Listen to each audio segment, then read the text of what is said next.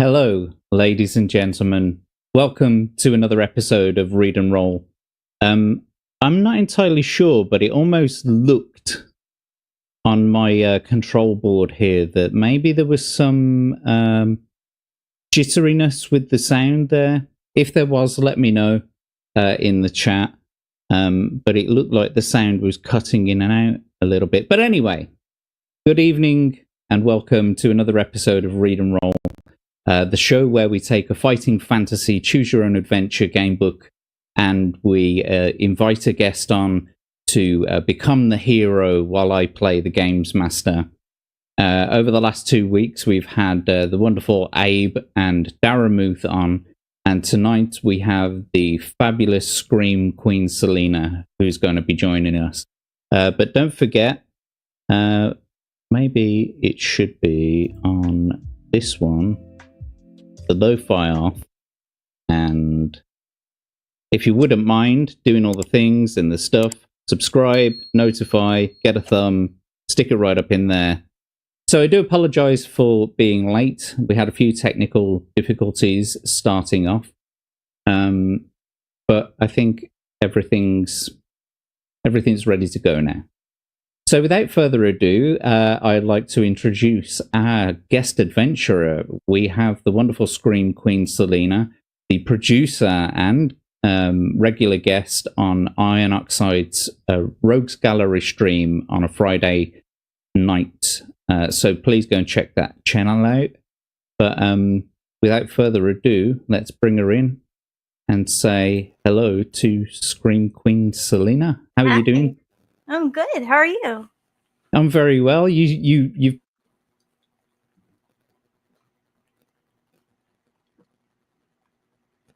I think the screen stuck. did my screen. Oh, I thought it was me. Am I back? Yes, you're back. I wonder if that's going to keep happening all night, because that's going to be a problem. Yes, Steve, I did freeze. Yeah, I can see you. But anyway, you were very excited in the DMs. You said that you've been and watched one of the, or two, or however many of the episodes you've seen. I watched last week's. Yeah, I'm excited. So are you still excited? Yes. Yeah, I am. I've never done this before, so yeah. No, apparently not. You're a virgin to this. Yes. Yes, Steve. I was stuck in a kind of staring shock kind of pose. Yeah. It is a cute doggy. Which one's that? That's this is Butters. Butters. Yeah. Butters the doggo. Yeah, we named her after the South Park character. Mm-hmm. But yeah. Which incidentally, that character is named after a real person who is a producer on the show. No way. I did not know that. That's interesting. So Butters the character is based on an actual real person who produces for the show and talks hilarious. Almost like the Butters in the show. That's great. So we're going to go over to the this setup over here like this. Now, just so the audience at home knows, these are the choices for today's show. We have the City of Thieves, we have Vault of the Vampire, or House of Hell to choose from. So I've given you the blurb, or I should have given you the blurb anyway, but have you got a choice for tonight's show? Let's do Vault of the Vampire. Vault of the Vampire. It's a game that we haven't played so far on the show.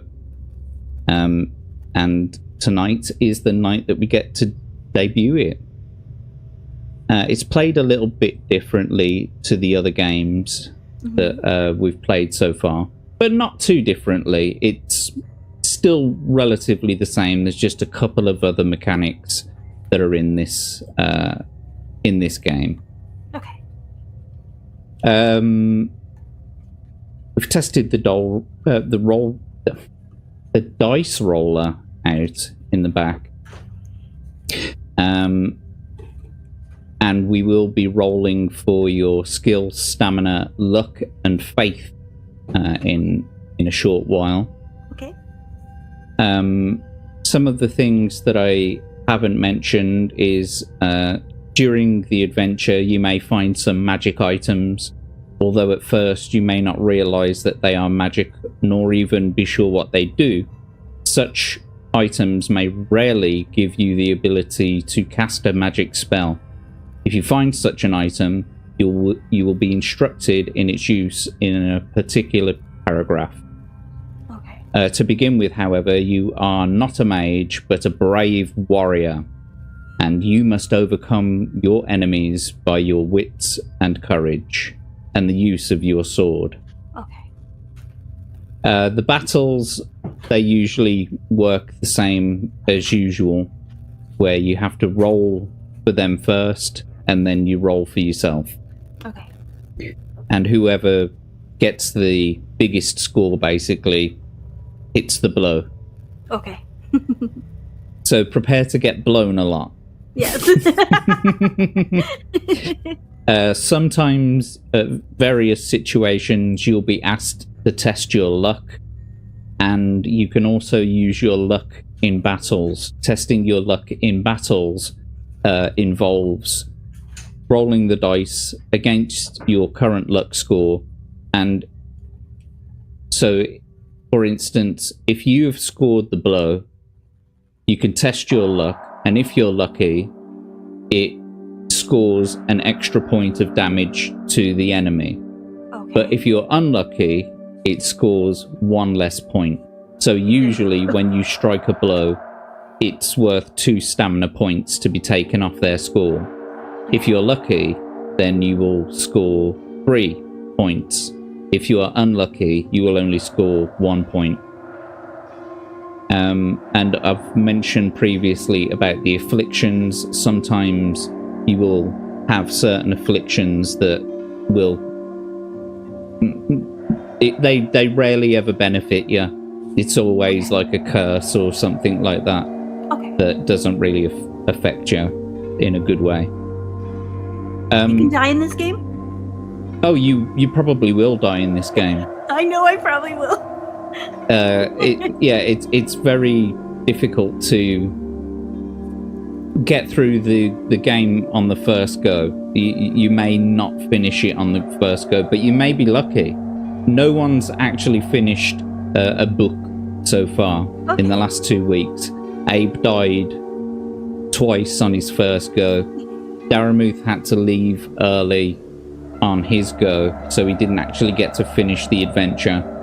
And when Abe stepped in afterwards, he didn't get to finish the adventure. Yeah, as Steve said, Abe was scared to death.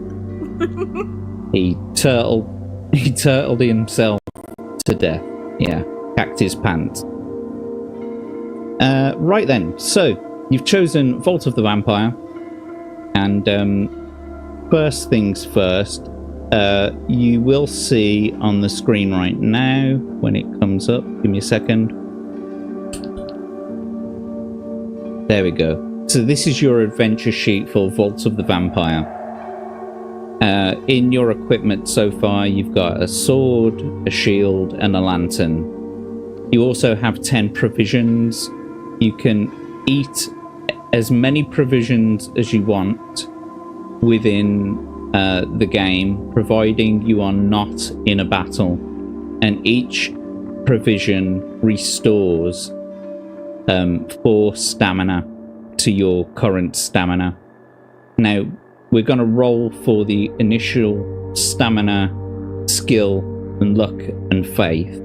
Okay. But skill, stamina, and luck will never, ever go higher than the initial that you roll in a short while. However, so whatever I roll faith, stays what it's going to stay. that will be the maximum it can ever be. Okay. So if you've got 22 initial stamina, and your current stamina has been lowered to 20, and you eat one provision which restores 4 points, it will only actually restore 2 because you can never go higher than the 22, if that makes sense. It does. Okay. Can you hear me okay over the music? Yes, I can. Okay. Do I sound okay? Like, am I allowed? Oh, yeah. Too loud? You're perfectly fine. No. Perfectly fine. Okay. You can ask for this adventure sheet to be brought up at any time during your adventure. Just say, can I see the adventure sheet, please? Okay. This is a place where we will take notes and make notes of your spells, your afflictions, any treasure that you pick up. And also, aside from the usual rules, I have also added 3 rules of my own to the game. And it's kind of like Who Wants to Be a Millionaire? Ooh. You've got Ask the Audience, Phone a Friend, and Backtrack. Ask the Audience is you can ask the audience what they would do, and I'll put a poll in the chat. Phone a Friend is you get to ask one person in the chat what they would do, and you can pick any one person from the chat what they would do. Backtrack, however, is if you're not happy with a choice and you are not in a battle, you can choose to go back to the previous paragraph. But you can only use any one of these once during any adventure. Oh my gosh. Okay. Now, sounds great. Good, I'm glad you're enjoying yourself. And hello Crimson Shadow. Shadow's back. What's the crack, mateys? But we're not started yet, but we're just about to get going. Yes, so as I was saying, you may very well not finish the adventure in your first go. So you may get to play it again before the show is ended. Okay. You may die within the first 10 minutes. Who knows? And you may die 10 times over, every 10 minutes. But you may be able to play it for the entire 2 hours that I have allotted for it, and still not finish the game. So be prepared for that. Okay. Right. So are you ready to start rolling for your initial scores? Yes. Let me just get the page up here. Yeah, get the dice roller up. Okay. Okie dokie. So, first of all, I would like to roll for your skill score. So can you roll 1d6, please? A 5.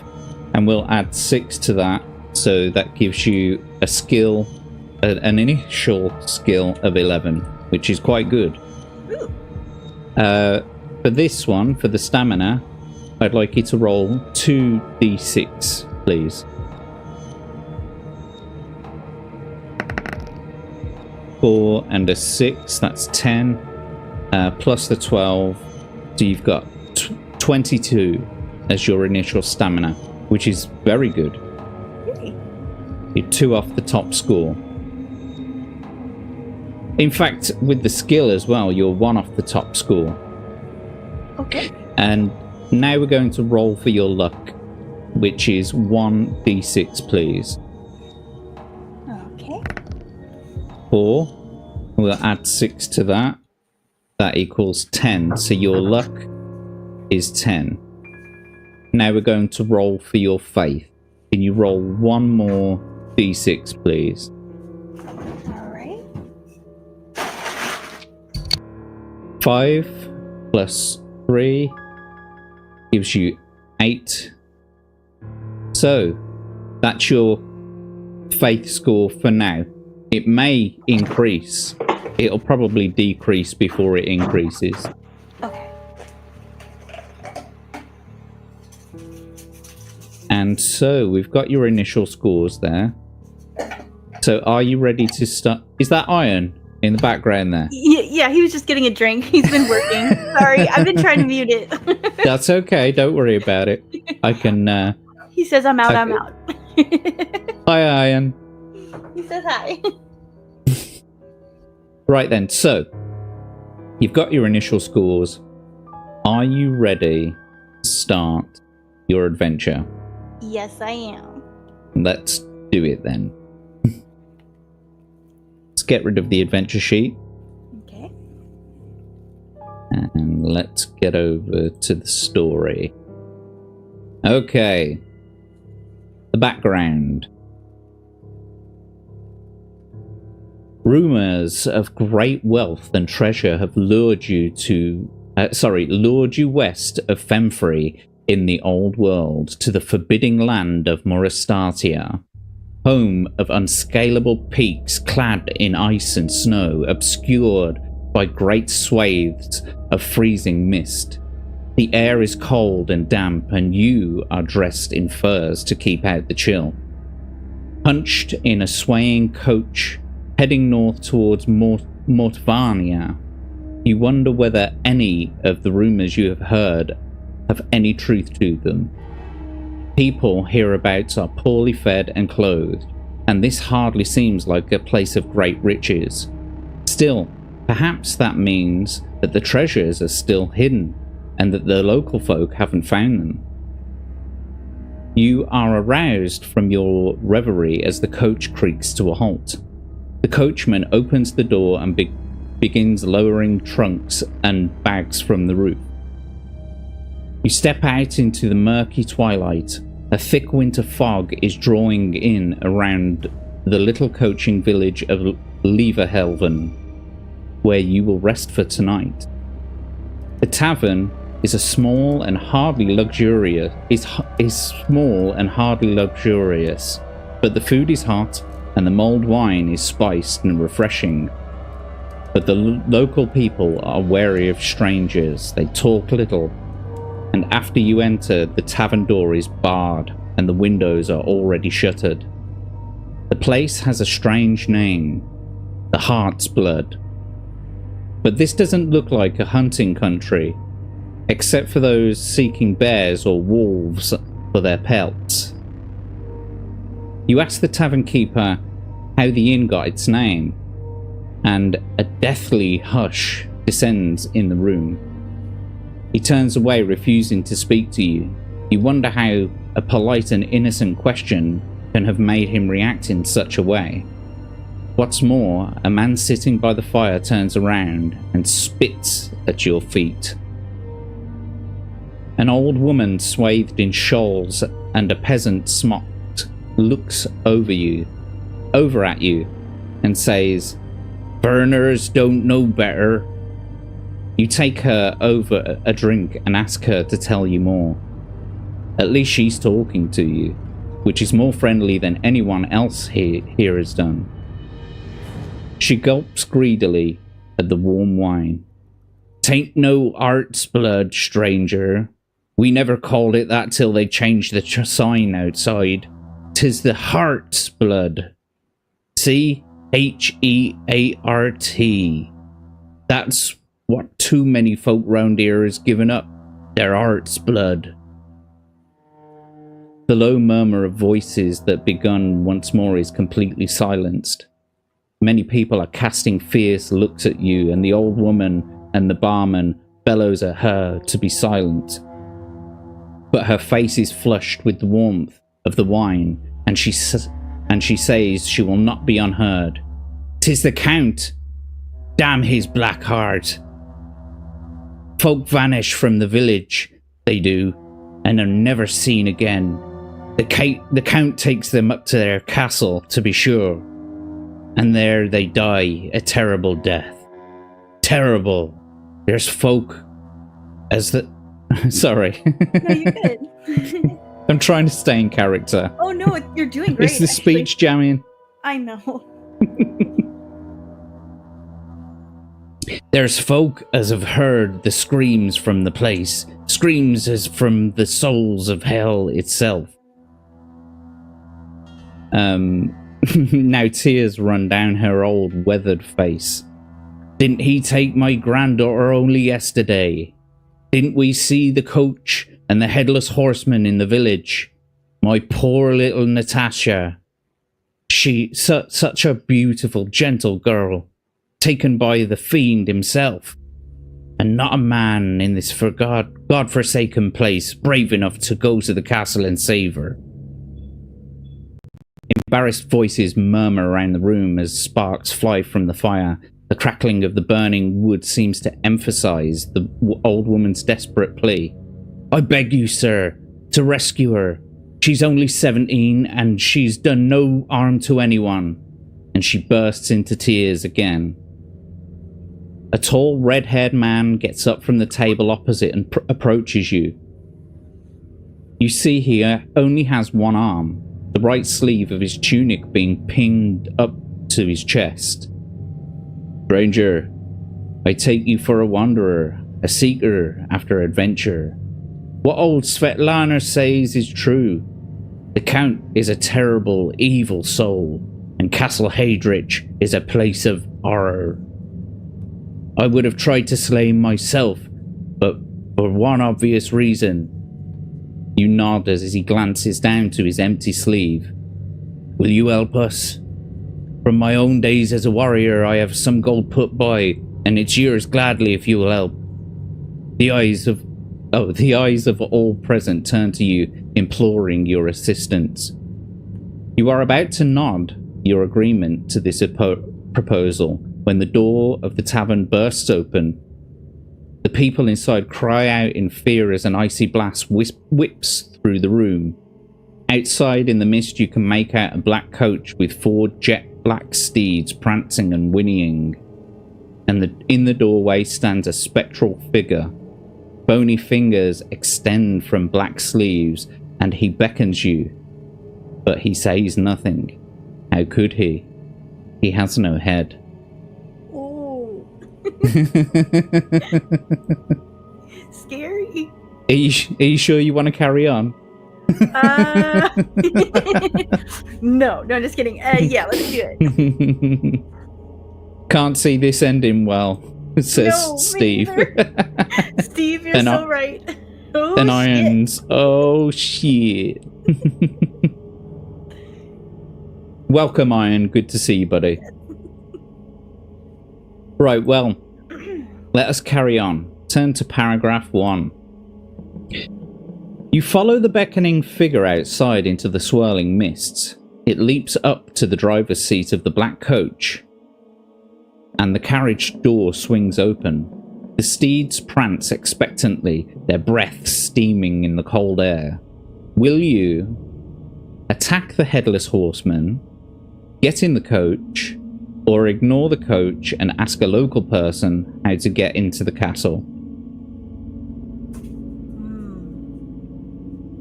Do I just answer this, or do I just? Yeah, you can just I can answer. pick one of them. So these are your first choices. So you can choose to either attack the headless horseman, get in the coach, or ignore the coach completely and ask a local person how to get to the castle. I'm going to get in the coach. Okie dokie, here we go. Turn to 174. You clamber into the coach and the horses set off at a gallop, making no sound as they move. You settle back into a comfortable seat draped in black. Looking through the heavy purple curtain windows, you see nothing outside but thick swirling fog. But the wolf howls you hear send shivers down your spine. Roll 1 die and add 2 to this number rolled. If the total is less than or equal to your current faith score, then we'll turn to 223. If the total is greater than your faith score, you continue your journey until the coach stops. So, roll 1 die, if you will. Okay. Here we go.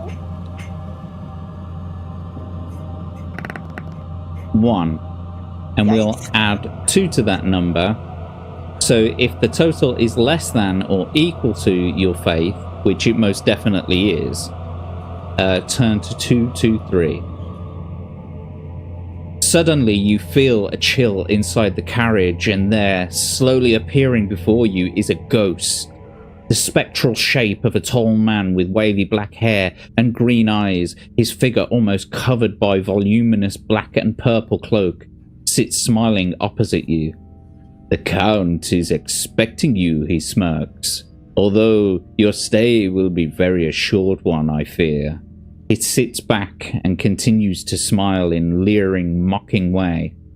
Then the carriage lurches abruptly, and the ghostly apparition springs towards you.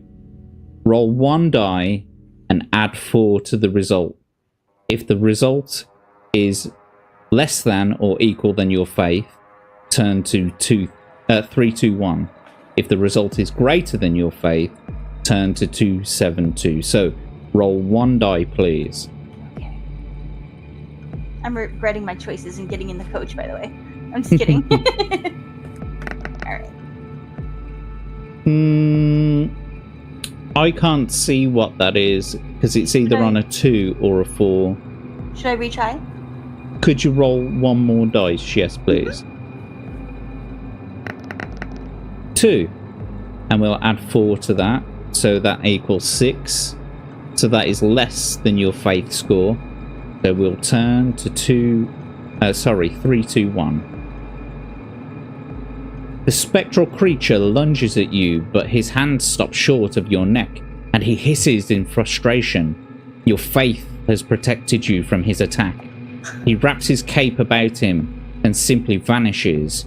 Increase your faith by 1 point. Sorry, I've not actually got the story up there. Oh, it's okay. But it doesn't matter, because I've got to increase your faith by 1 point. So, whoop-de-doo, you've got a better chance now, Yes. moving forward, using your faith. I was worried I was about to die. No, it's not as quick a death as that. What I can say, now that you've taken this path, is that getting in the coach is one of the quickest ways to get to the castle. There's a whole other thing that branches off on the other choices. Ooh, okay. But you may want to go that way on the other choices, because there are other things that you encounter along the way that may or may not help you in your journey. Mm-hmm.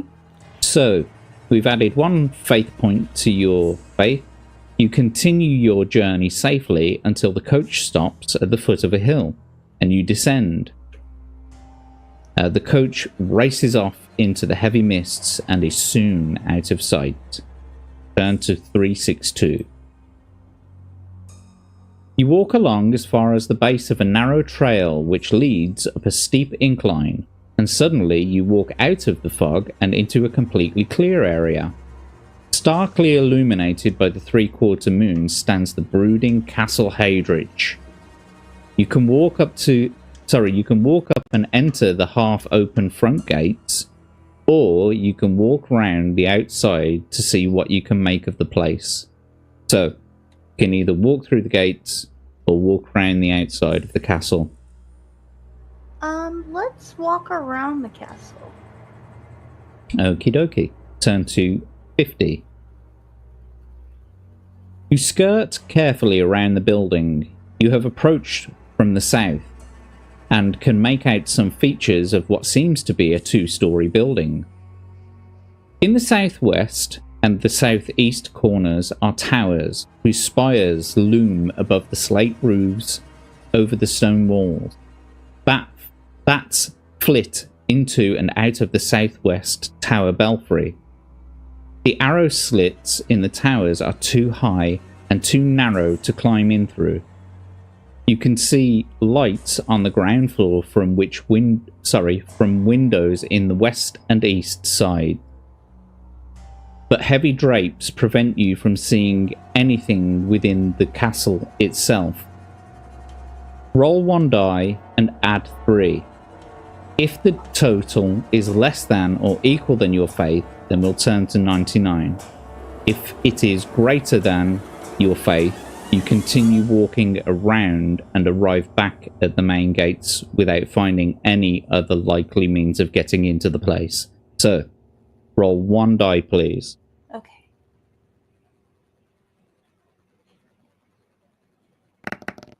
That's a 1. Add 3, that is 4. So it is less than your current faith score, so we'll turn to 99.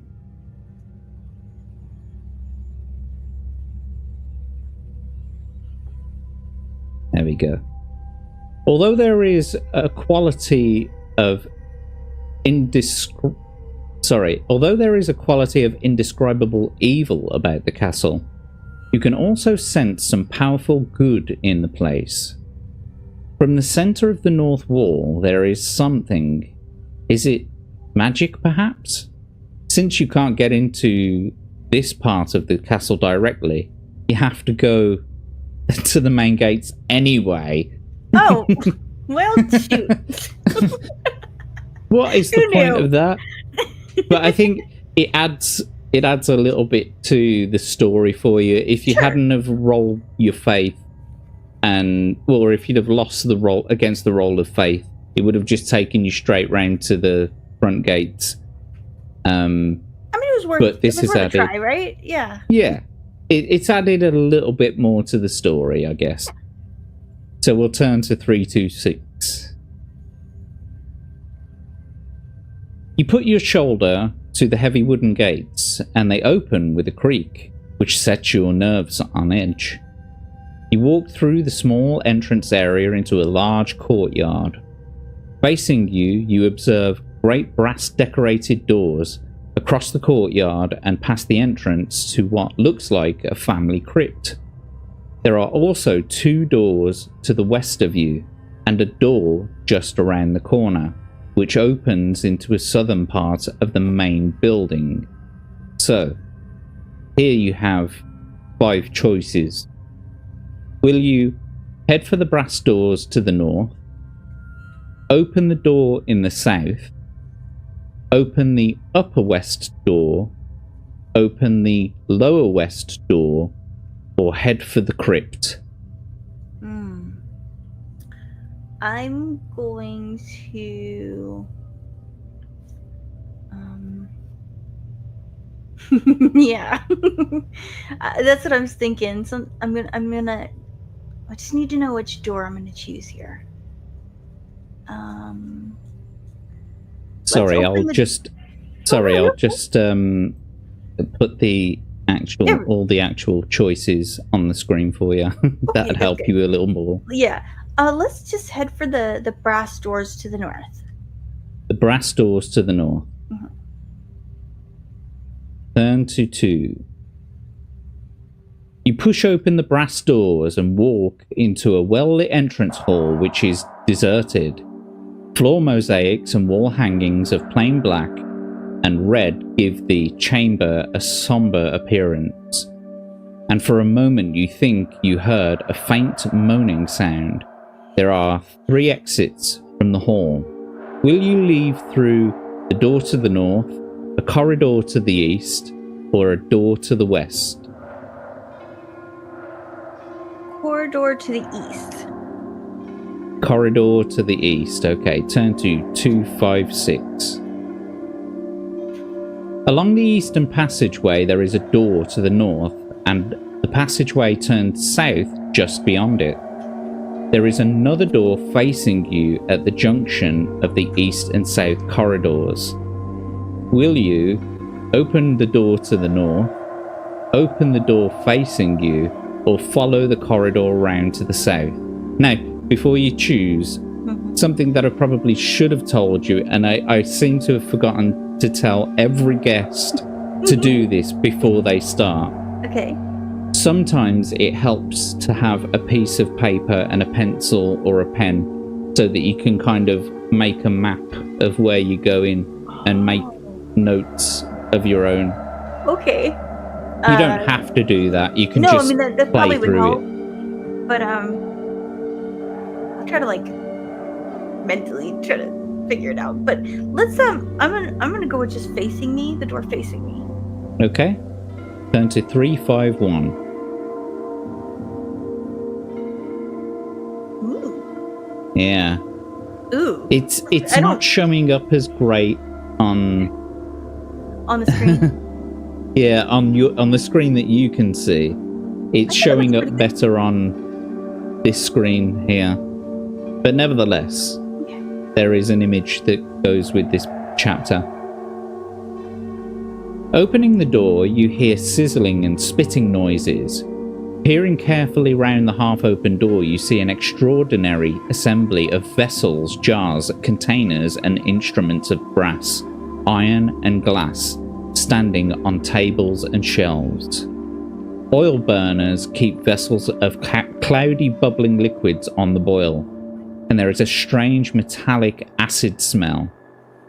Watching you closely is a small, green, winged humanoid creature sitting on a shelf on the wall.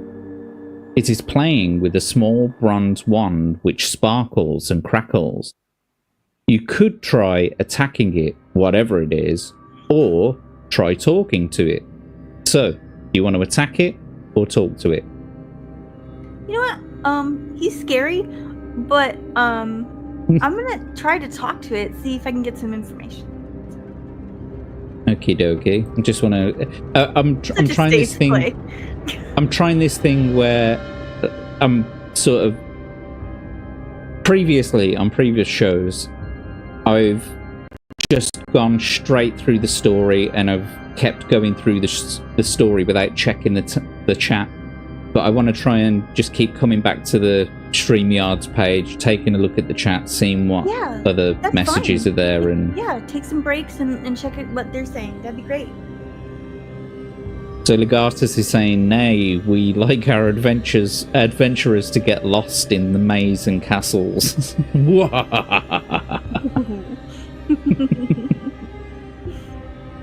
All right, let's carry on. You want to talk to this dude? Yeah, let's talk. The little dude on the shelf. Yeah. The little creature asks you if you have come to see his master. You nod in mute agreement. Well, don't just stand there. Go in. He's not too busy. I'm sure the potions will be ready soon. You realize that this is an alchemist's laboratory, and that the small winged creature is a magical creature, a homunculus. It gestures to a door to the south, which you open.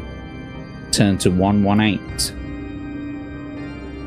You enter a large room filled with all sorts of strange equipment, tables and charts showing the planets in the heavens, varieties of herbs, rock formations, and lots else besides. All this is strewn over benches and desks, pinned to the walls and even scattered over the floor. Sitting at one desk is a white-haired, tall, thin man with pince-nez glasses. I don't know what kind of glasses they are. Do you know what pince-nez glasses are? I'm not sure. Well, they are perched precariously on his beaked nose. He is poring over some intricate diagrams and muttering to himself. He looks up at you. Pleased to meet ya, I suppose.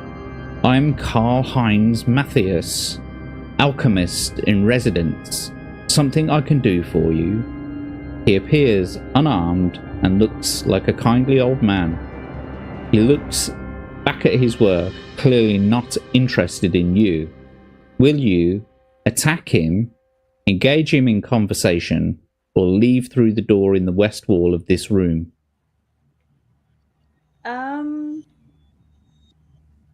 At any point, can I ask the chat? Like, is that possible? You can ask the chat whenever you like. That's the use of your either ask the audience or phone a friend. So you can either ask the entire audience, and I'll put a poll in the chat which choice you should go for, or you can ask one person in the chat which choice they would go for. So, which do you think that you'd like to use? Ask the audience. Ask the audience. Okie dokie. So, do you know what? I didn't get the chat pop up on, so give me a second. Just gonna lower that there.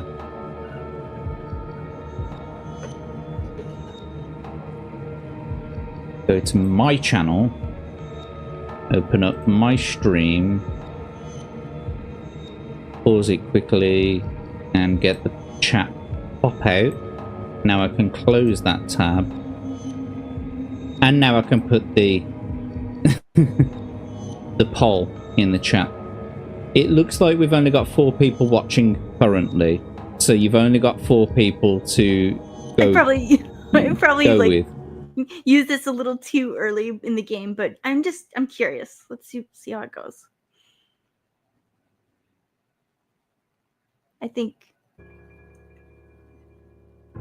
we're stuck a little bit. There we go. We're back. Okay, attack.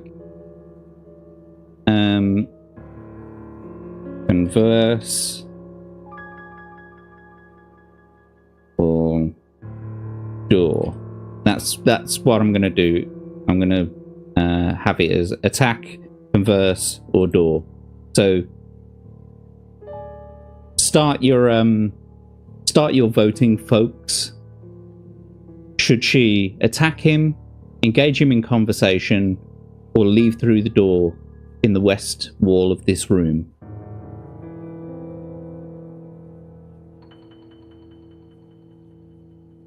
Real quick, Jack. Got 1 vote so far.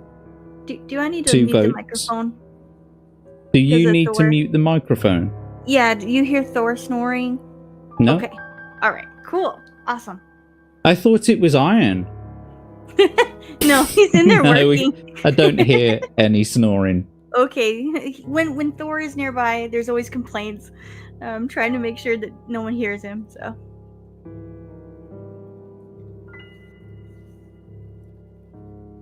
So we'll just give it a little bit more time. The vote count is 3 at the moment, but it's 100% on talk to him at the moment. So we'll just see what they're saying. And we've got Tiny But Fierce in the chat. Hello, Tiny. Pleasure to see ya. Thanks for joining the stream. The ones with no side earpieces. Oh, so the ones that literally just perch on the nose. Okay, I got you. Thanks for that. Appreciate it. Agatus is saying that you should talk. Okay. Iron is also saying that you should talk. I'm glad you think so, Tiny. Thank you. So, I'm going to end the poll. And it's 100% converse. So you've asked the audience and they think that you should talk. Do you still want to talk to this dude, or would you like to choose something different? I'm gonna converse with him. Let's talk to him. Okay. And you've also used one of your lifelines now. So that's done for this adventure. Okay. Let me drop the adventure sheet. Luckily, you've not had to battle anyone yet. Right. I'm kind of avoiding it. I want to know who I'm battling first. So. Well, Abe was very cautious in his first run. Yeah. He wasn't talking to anybody. He wasn't going into rooms that had demon names on them or anything like that. Well, he was like really cautious. So, you want to engage him in conversation. We'll turn to 205. Here we go. The alchemist says little, although he does tell you that he's employed by Katrina, the Count's sister, to prepare potions and powders which enable her to keep her youthful appearance, together with another treatment which Karl Heinz seems deliberately to avoid mentioning. Katrina looks very young for a woman of 76, he mutters laconically. You can't really ask about the Count and how to kill him. Karl-Heinz might tell someone what you're up to, and there's little else you can get from him. But he could be helpful to you if you have the major lycanthropy affliction. If you do, turn to 318, but you don't, so we'll turn to 373. Okay. So the as you probably noticed by the name. Oh, didn't mean to do that. Oh, good gosh. There we go. As you can probably tell by the lycanthropy affliction, the word lichen, it's something to do with werewolf. But you don't have it. And maybe you would have picked it up had you gone on a different journey before you got here. Darn it. Okay. So we'll turn to 373. Back in the corridor, you can open a door on the west side opposite the alchemist's room if you haven't done so before, or go to the far southern end of the passage and open the door there.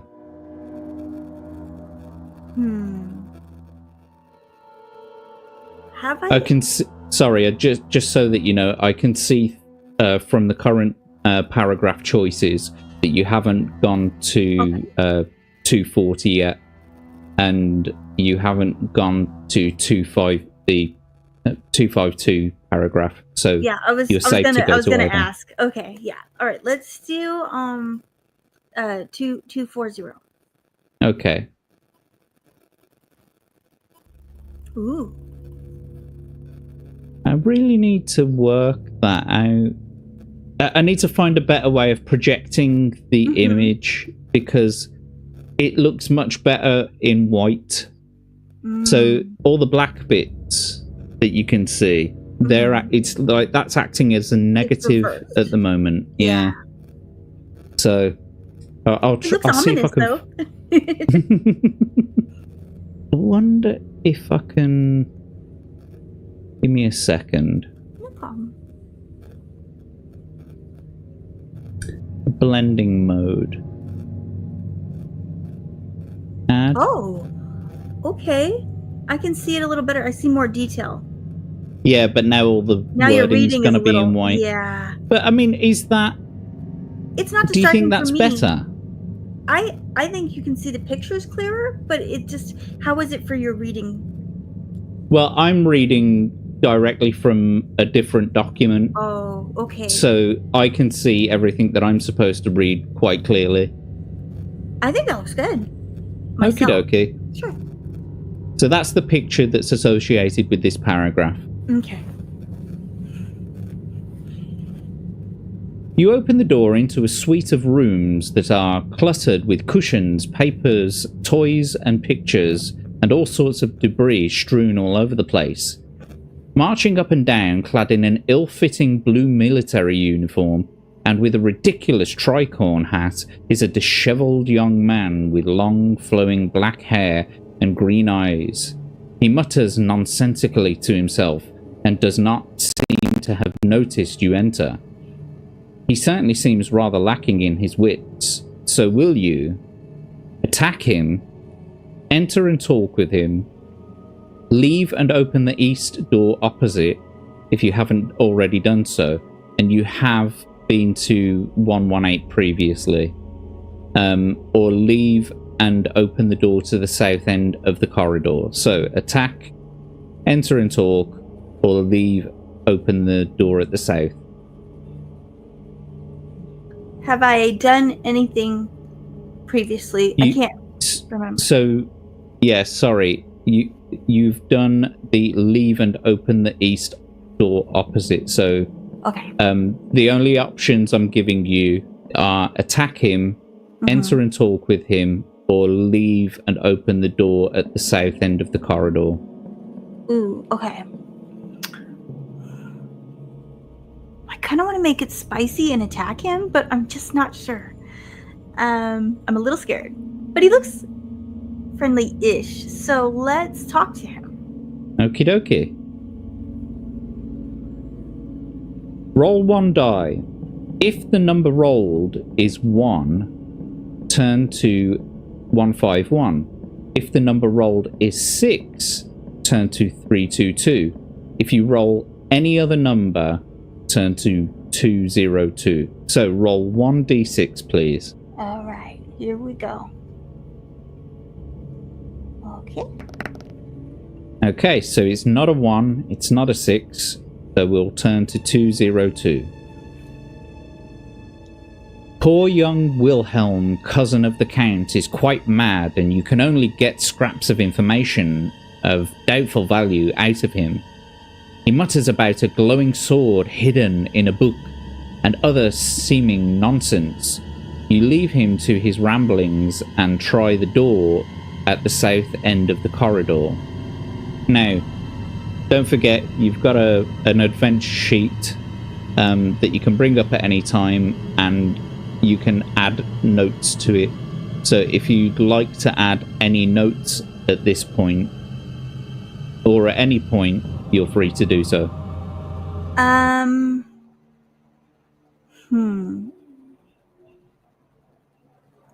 Oh, did I lose you? Okay, you're back. Yeah, I'm back. For right. some reason, it's going to keep doing that all night, but there's not really much I can do about it. Anyway, what did you choose? Okay, so what do you, when you say notes, is this just to, like, keep kind of an idea of where I'm, okay. You can do that, but there's maybe there's important information in the paragraphs that you may want to keep note of, unless you just want to keep note of it inside your head. Let's for example, yeah, sorry, go ahead. For example, there's a glowing sword hidden in a book. He mutters about a glowing sword hidden in a book. Would you like to? Yes, let's keep a note on that, because yeah, it seems valuable to remember. So let's do that. Okay.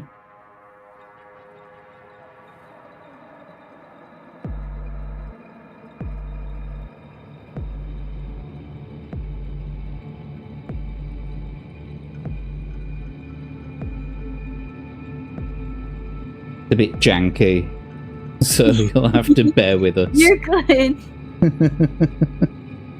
You know, when you got so many programs running and things, it can slow down a little bit. It's all good. I'm having Just take a look at by the way. I'm so glad you are. You were very excited for it. Yes. Oh, apparently we're having a Yarny raid. Hello, Yarny.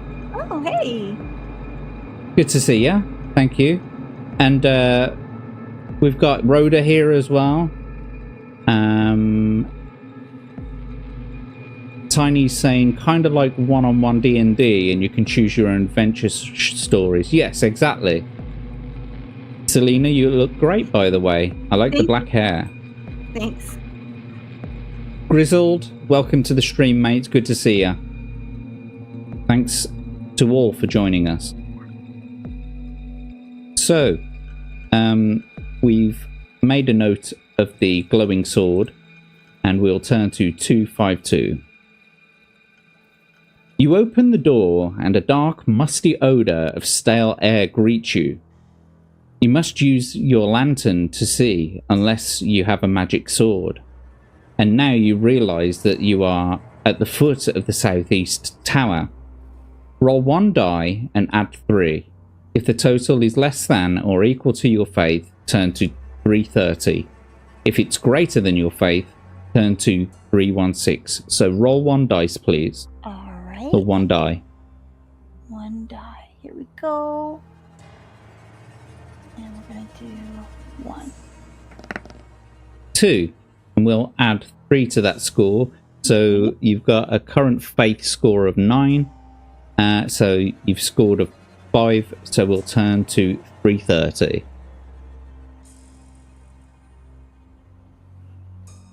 Drifting into the chamber from a grill set into the floor is a smoky, apparitional figure radiating a hideous, chilly malice. A wraith. Roll 1 die and add 3. So we're testing faith again. So roll 1 die, please. Okay. I'm nervous. You should be. I know. All right, here we go. 5. Add 3. That's 8. So you're still below your current faith score. So that's not too bad. So we'll turn to 44. Okay. The wraith shrinks back from you, its wispy clawed arms scrabbling at the air. Goes by your face, but your faith has protected you. Now you see a wooden spiral staircase leading upwards in this bare and dusty chamber. You could easily escape the wraith that way. However, since it's an evil thing, you would prefer to destroy it. You have heard, though, that only a magical weapon can harm a wraith. So if you don't have one, it could be dangerous to attack it.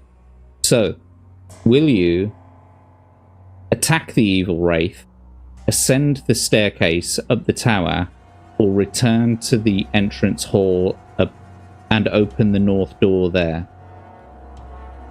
Do I have? Do I have weapons? I don't think I have weapons, right? Like, you've only got your regular sword. You don't have any magical weapons at the moment. No. So I'm gonna run my big butt upstairs. Okie dokie. Ascend the staircase up the tower. Yes. You ascend the narrow, steeply sloping wooden stairs until you come to a landing before a wooden door, which is barred and decorated with warding glyphs of amber and silver. Something is scratching on the other side of the door. There is a distinctly unpleasant charnel smell here. You can summon your courage and open the door, or retreat back down the stairs and go and open the north door to the entrance hall. I'm going. Don't forget, to... you've still got ask the audience. No, sorry, again? it's phone a friend. You can do that right now if you want to ask an audience member. You pick any one of the audience members in chat currently and see what they would do. Okay, I'm gonna do that, and I'm gonna ask Iron. Help me, man. Help me. Let's perform a seance then. Iron Oxide, are you there? Iron Oxide, are you there? If he's not, then I have to pick somebody else. What should Selena do in this situation? Open the door or go... Wait, so... sorry. Open the door into the scratching sounding room, or go back down and open the north door. So I should make it those two. Which would you say she should do? He's saying open, but which door? Because there's... Which one?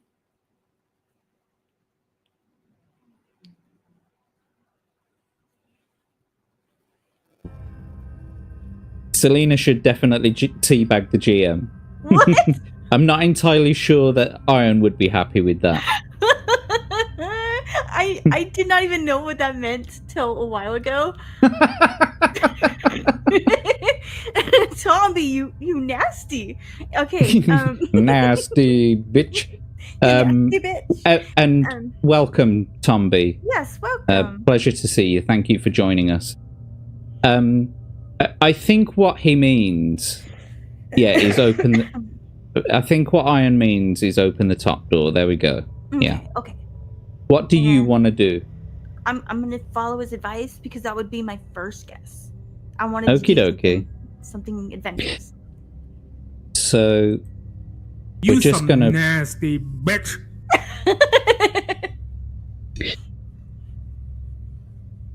Did you hear that? I did. Interesting. Did you do that? I don't think I have the blurps on. I didn't do anything. I thought you did it. I'm just looking through my sources now. I thought that was on purpose. Interesting. Well, now I'm hearing some giggling. Yeah, it's the Sound effect. the blurps, but I don't actually have blurps even in this scene. What in the hell? It's possessed.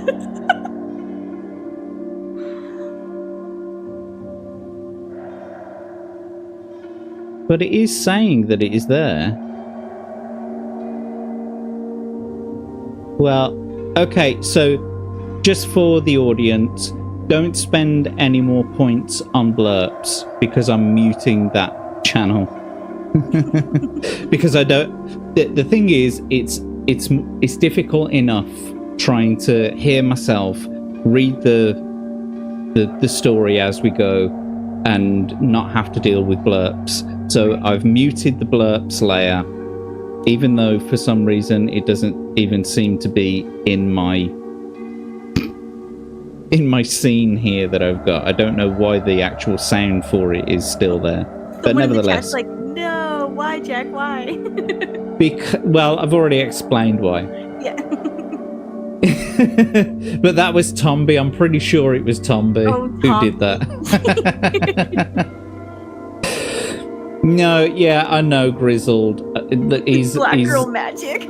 He's like, say it ain't so. I know, but it's gonna. Like, can you imagine if Abe and everyone came in here and then they started playing the Sandstorm blurps one after the other, and I just couldn't deal with that whilst I'm trying to actually read the story and all that kind of stuff. Yeah, you got a lot going on. Black girl magic. Wait, so it wasn't you? It wasn't you, mate. Was it Grizzled?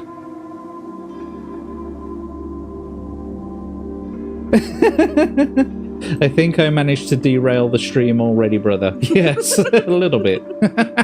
No, we're fine. Comic relief.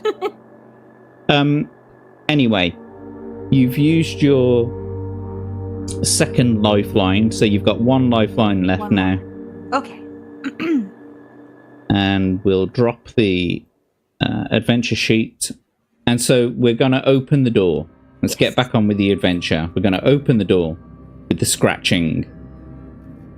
You open the door and gaze into a low-ceilinged room and with some narrow stone steps visible on the other side. Bones and horrifying bloodied lumps of flesh and gristle lie all around the room, and the occupant, a huge ghoul, intends that you should be the next beast. Roll 1 die and add 4. We're testing your faith again, so roll 1 die and add 4. It's gonna eat me. Okay, here we go. 5 and add 4. It is equal to your faith score, so we'll turn to page 30. The monstrously large ghoul backs away from you. You're doing very well at avoiding these battles, I've got to be honest with you. I'm kind of a pussy. I think it's doing you a good turn. I think so. So, the monstrously large ghoul backs away from you, spittle drooling all over its blackened stumps of teeth. You can ascend the stone stairs opposite, or attack the retreating ghoul. Like I said, I want to be spicy and do something adventurous, but I am scared. So, let's go up the stairs. Okie dokie. So here's the picture associated with that page. You climb the stone steps, cobwebbed and filthy, past growths of mould and fungus on the walls, and ascend to the top of the tower. Moonlight streams into the circular chamber through tinted glass, and it seems almost as if the shadows in this place are skulking and watching. Opposite you, bathed in moonlight, is a young girl sprawled across a chair, bound by her wrists and ankles with a mesh of fine cobwebs, but they could be a lot stronger than they look. Perhaps even magical. She's very pretty indeed, with long curly auburn hair and a fine smooth complexion. Roll 1 die and add 4. If the result is less than or equal to your faith, turn to 225. If it's greater, turn to 269. So roll 1 die, please.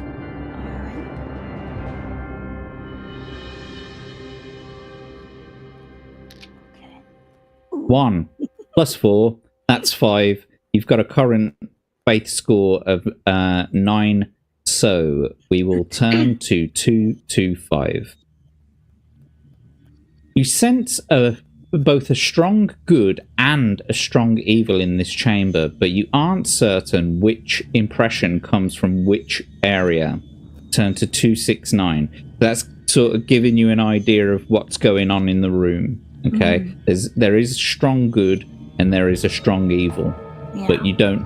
So this should sort of, they give you these little hints and these little paragraphs because it can influence your choice in a future, or in the next paragraph, I should say. Okay. So here we go. Turn to 269. Looking at the sleeping girl, will you try waking her up, searching the room, or leaving here and returning to the north door in the entrance hall? I think that the dog wanted you to search the room. Yes, and that was going to be my choice. Actually, Okie I want to dokie. search the room. You start to look around for secret alcoves, trapdoors, and the like, and you turn your back on the girl. She rises from her resting place, and you are about to get a very nasty surprise. Suddenly, the girl stands upright, arms outstretched with her head thrown back. She screams. Roll 1 die and add 4. Okay, I'm nervous. Let's do this. So If it's a 6, it'll be greater than your faith. So, okay, best of luck. okay. What is well, there we that? go then. 3 plus 4, that gives you 7, so it's less than, and we'll turn to 150. Okay. You are now fighting a direly evil undead creature, and the Baoban Sith casts a spell at you. Determine whether you or the Baoban Sith has a higher attack strength for this attack round. The Baoban Sith has a skill of 9. If you have the higher attack strength, you strike her and spoil her spell. To finish the fight, hang on, turn to 2. Okay, subtracting 2 from her stamina score. I have to read through this. Just give me a second.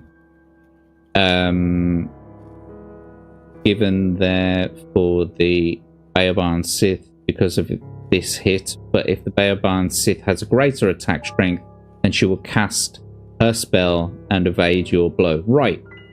So let's bring up the adventure sheet, and we will give this enemy a skill score of 9. So, what I want you to do for me is to roll 2d6, please. All right. My first 2. Here we go.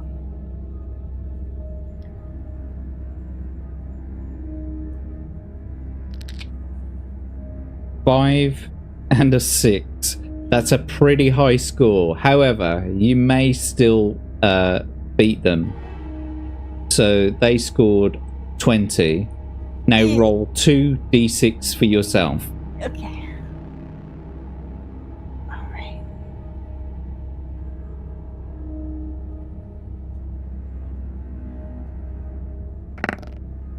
A 3 and a 5. That gives you 19. So, unfortunately... Shit.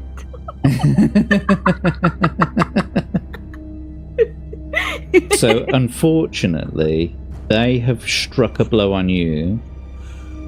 Let me get back here. So, the Baoban Sith has a higher attack strength, and she will cast her spell and evade your blow, so turn to 207. The evil magic working woman points a single forefinger at you, and green shards of light shoot from her hand and surround your body. They sink into you, and you feel chilled, faint, and weak. Deduct 3 points from your stamina, and you must also subtract 2 points from your skill. But the skill loss alone is temporary. It will last until you have fought 3 battles. Okay, so that it's including this one. So you should record this in the notes on your adventure sheet now. Yeah, let's do that. And then to close the fight with her, we'll turn to 263. Okay. Give me a second. So it was deduct 3 points from your stamina and 2 points from your skill. So that gives you a stamina of 19 and a current skill of 9. Was that right? No? Mm-hmm. Yes? Yes. Yeah. 2 points, yeah. And this only lasts for 3 battles, so minus skill 3 battles.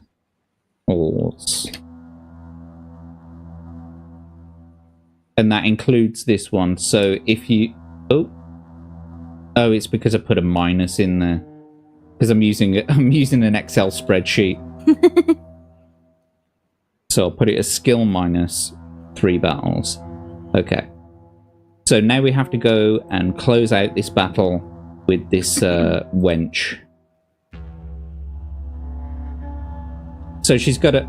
It says, the evil magic wielder smiles as she draws a razor-sharp dagger. Its blue crystalline blade set into a silver handle. She is very nimble and swift and dodges your blows. She will not be easy to overcome. And so she has a skill of 9, which we've already established, and a stamina of 9. And so now we're going to start a battle. So, if you would please, can you roll 2 dice for her? Okay. Sorry, it takes me a minute to get it going. It's okay.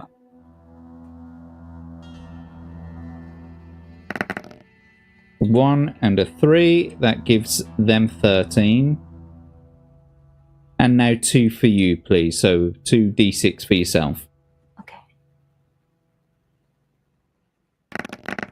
1 and a 6, that gives you 16. That means you've struck a blow on them. And so we can deduct their stamina points. So they've now got 7 stamina points left. Now, you can test your luck at this point. Mm-hmm. If you test your luck, if you are lucky, you will do another extra point. But if you are unlucky, you will do 1 less point to their stamina. So if you're unlucky, I'll add 1 back to their stamina. And if you're lucky, I will take 1 more away from their stamina. But you don't have to test your luck. We can just carry on with the battle if you like. Let's carry on. Okie dokie. Then can you please roll 2d6 for the enemy? Mm-hmm. Okay. 6 and a 1. Well, it's already in there, so that gives them a 16. And now can you roll 2d6 for yourself, please? Okay.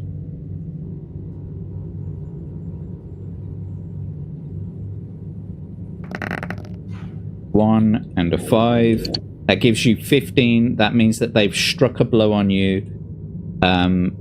and I will reduce your stamina down to 17. Now, as before, you can test your luck.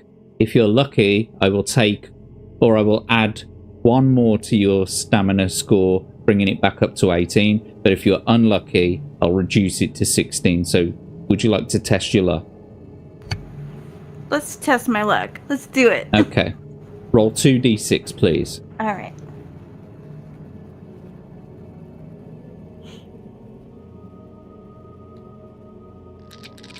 A 1 and a 3, that's 4. That's less than 10. So you were lucky. So I will add 1 more point back to your stamina.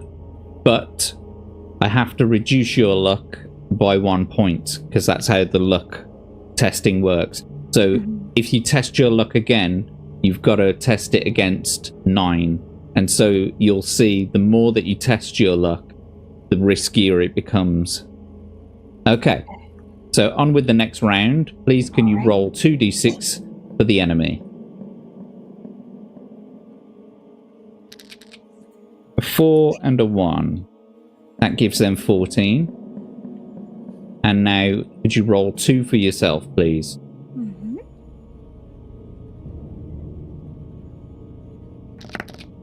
A 5 and a 1. That gives you 15. So you've struck a blow on them. And I will reduce their score down to 5. So they have 5 stamina left now.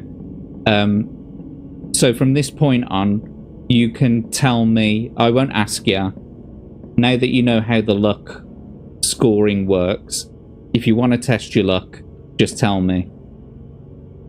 Or if you just want to carry on, then say we'll go to the next round. So, can I do that more than once, like right now? You can test your luck on every attack round. Every attack. But the more you test your luck, the riskier it becomes, because every time you test your luck, I have to reduce it by 1. Let's hold off on that for now. Then. I did it once, so yeah, let's move on. So roll 2d6 for the enemy, please. All right.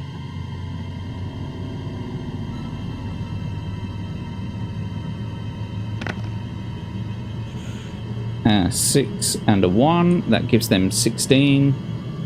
And then roll 2 for yourself, please.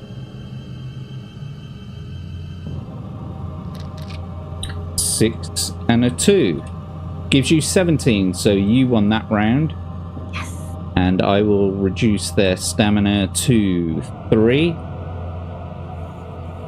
Would you like to continue to the next round? Or test your faith? Test your luck. Let's continue to the next. Okie dokie, 2d6, please. This is so much fun. Good, I'm glad you're enjoying it. 6 and a 1. That gives them 16. And then 2 for yourself, please. Okay. 6 and a 3. And that gives you 18, so you've won that attack round. Yes. Now,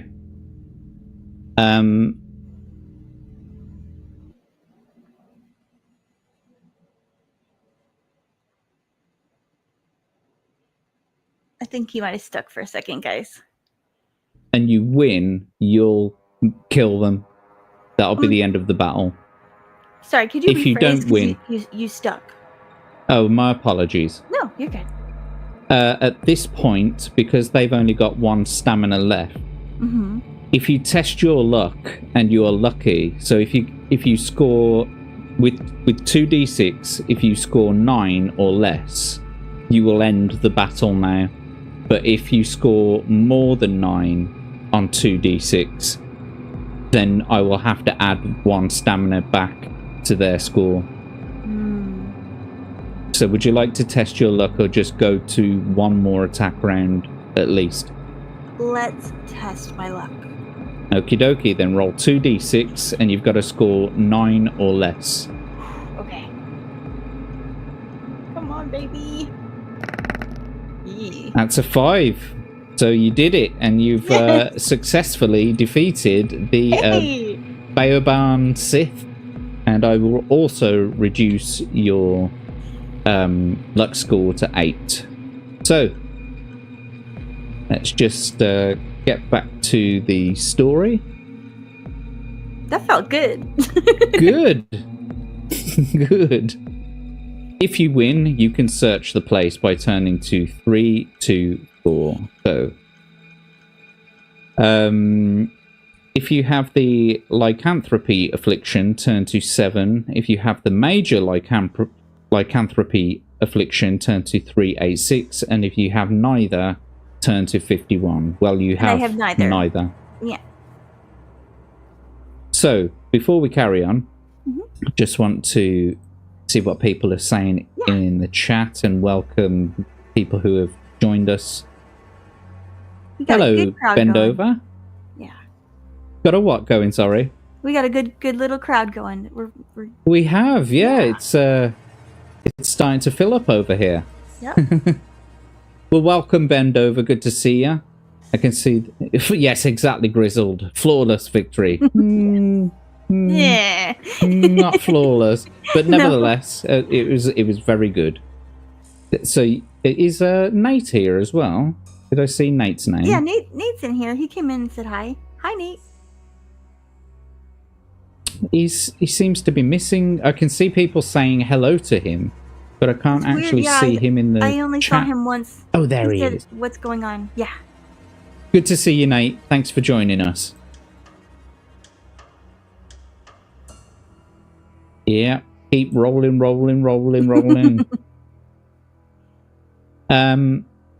So how'd you feel after your first battle?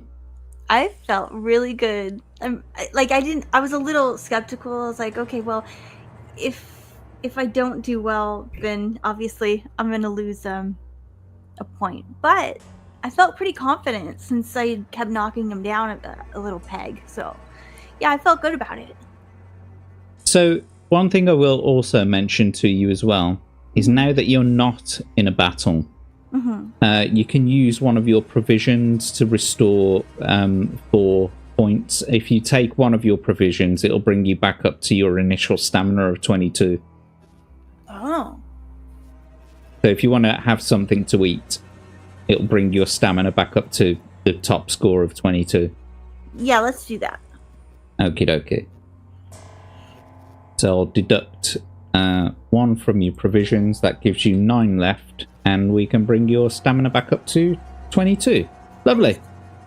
Nice. Let's get on with the story then. All right. So, checking carefully, you find a small secret door in one wall. It conceals a wall alcove from which you can draw out a white shield with a red cross. This is the Shield of Faith. Gain 1 faith point and 1 luck point for finding it.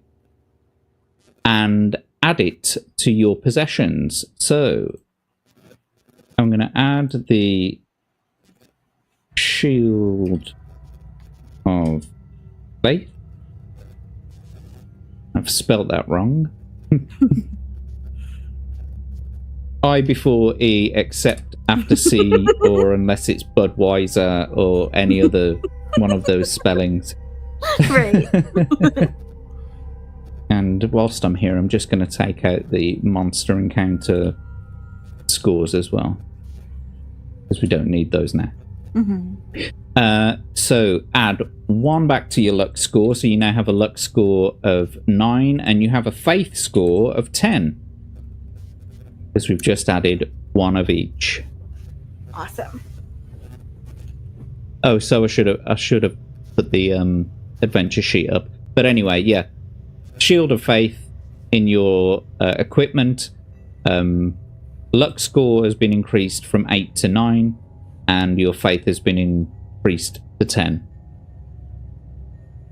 Sounds good.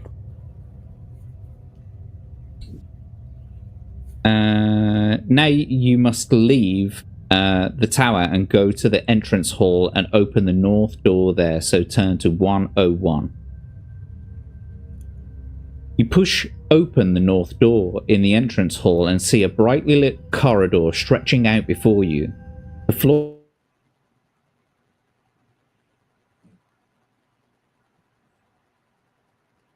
is a door on the east wall, and further along one on the west wall. Between the two, there is a side passage to the east.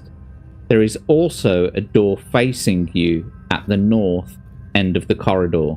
So will you open the north door, open the east door, or open the west door, or go down the eastern side passage? So north door, east door, west door, or go down the eastern side passage? I am going to go to the north door. Okie dokie, turn to 332. This door has a small silvered lock. Do you have a silver key? If you have, turn to the paragraph whose number is the same as the number on the key. If you haven't, you can't open this door. You can either go back and open the west door in the corridor, if you haven't done so already, or you can go down the eastern side passage. So would you prefer to open the west door in the corridor, or go down the eastern side passage? Let's go down the eastern side passage. After progressing some 10 feet, you come level with a door on the north side of the passage, and then the dimly lit tiled corridor continues to a door at the end. Will you open the north door, or the door further along? Further along. Okay. You see that there is a plaque on the door with the inscription, Dr. Carl Adenauer? I think that's right. I think you're right. Carl Adenauer. There we go. You knock politely, and a wavering but sharp voice answers, "Come!" You step in and see a grey-haired, middle-aged man in robes sitting at a desk covered with papers neatly stacked up in piles. The room is chock full of books and papers, and the man peers at you over a crystal ball mounted on a dragon's foot which stands on his desk. Dr. Adenauer? Oh, sorry. Dr. Adenauer, young man, he says, rather needlessly. Sage in the employ of Count Rainier Heydrich. Wretched man, never gives me enough money for my research. These important books cost a fortune. And he indicates a wall full of bookcases with a sweep of his hand. He looks grumpy, but he isn't hostile. At least, he doesn't seem to be. So, will you attack him, talk to him, or leave and return to the corridor? I want to talk to him. Okie dokie. You are wondering what to say, but the sage talks freely of his own accord. Mostly, he goes on about how mean the count is and how he, the sage, needs more money for his books. You realise that you're going to have to pay for information, and it isn't going to come cheap. While you're wondering how much to offer and how to do this politely, the sage suddenly announces, "Of course, for the goodly sum in gold, I could get you into the library. Who knows what you might find in there?" You can ask the sage about various matters, but you'll have to pay him for each answer you get. He will accept gold pieces or any treasure items of equal value. You can choose what you want to ask him from the list below, but you must pay for each answer you get. The sage demands payment in advance, and he doesn't haggle. For each question, you will be referred to the paragraph with his answer, then referred back to this paragraph. So, let's just think about this for a second, because... Do I even have gold pieces? Well, this is the thing. I'm kind of questioning myself now. When we read through that first paragraph, it didn't explicitly say an amount of gold that you may very well get for this journey or whatever. And all the way along the journey, you've picked up no gold. So I'm assuming that you have 0 gold. I've never heard anything about gold, so I think you're right. Do we skip this? Or?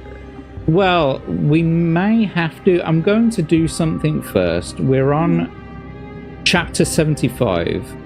I'm going to go back to the beginning to see if you actually start with any gold that I didn't read about in the background. Okay. So equipment, you'll see,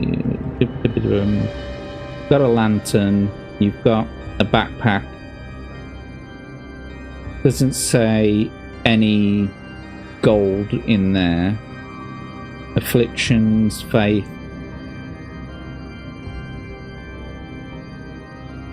I love this music, by the way. Yeah, so all this music that I play in the background, it's all the stuff that you can get on the YouTube creator library, you know, the music library, so you don't have to, you know, give a tributation, and you don't have to worry about copyright strikes or anything like that. And so I just went through and found a whole bunch of moody I love it. tunes. It puts you in the headspace. I'm glad you like it. I love it. Yeah, I can't see anything to I'm pretty do screwed with... then. You can't ask him any questions because you don't have any gold, but it does say, hang on. It does say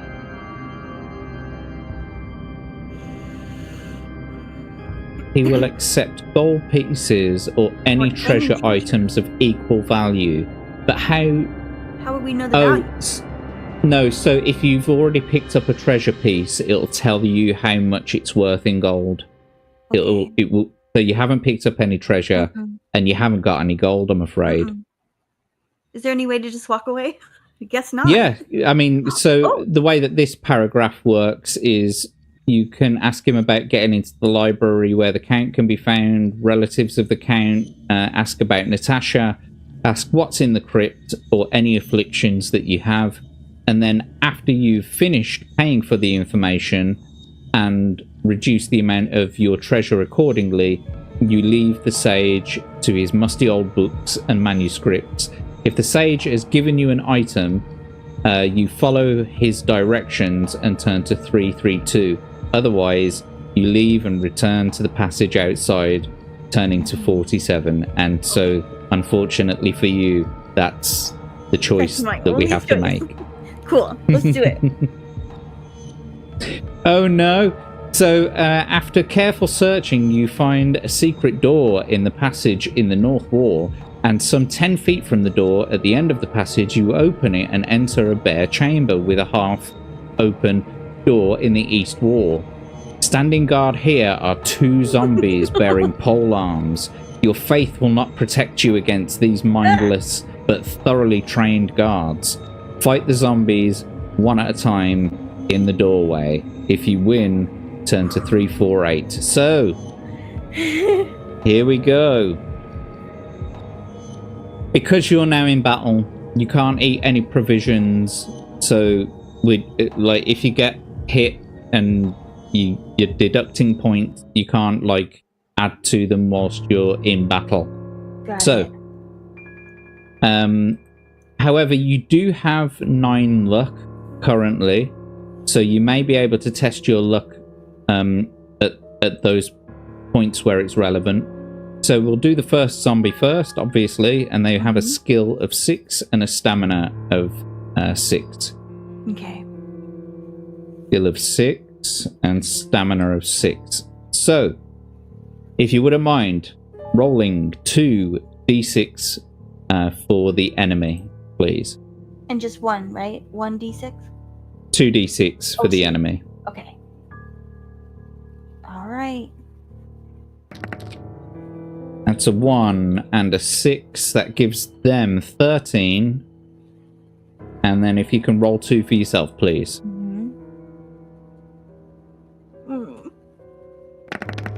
It's a 1 and a 1. That gives you 11. That means that they have struck a blow.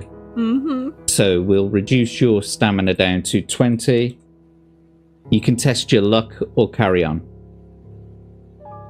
Let's test my luck. Okie dokie. Can you roll 2d6, please? Mm-hmm.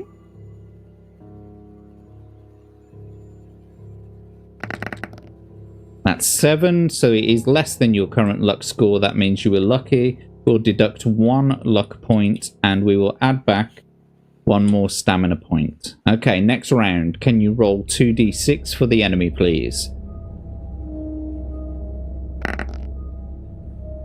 A 1 and a 3. That gives them 10. And now 2 for yourself, please.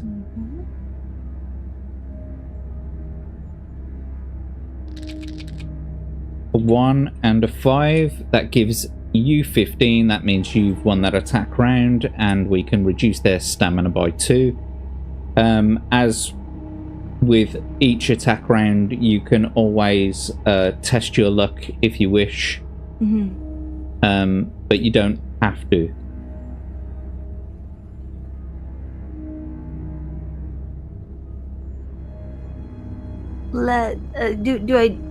Can I choose now? Oh, okay.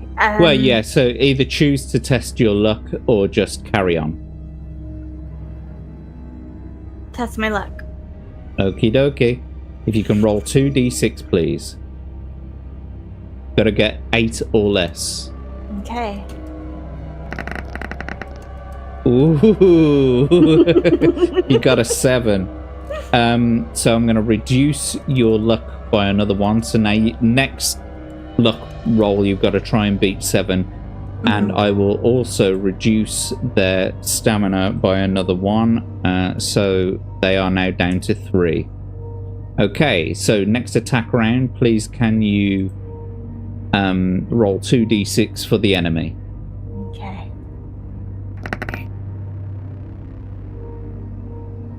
I'm going to take it as a 2 and a 3.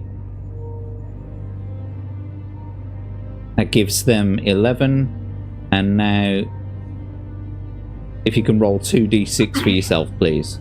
Okay.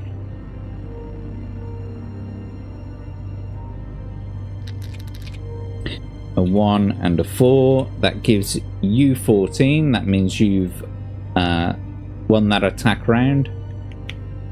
And they now have 1 stamina left. Now you can either test your luck or carry on. Test my luck.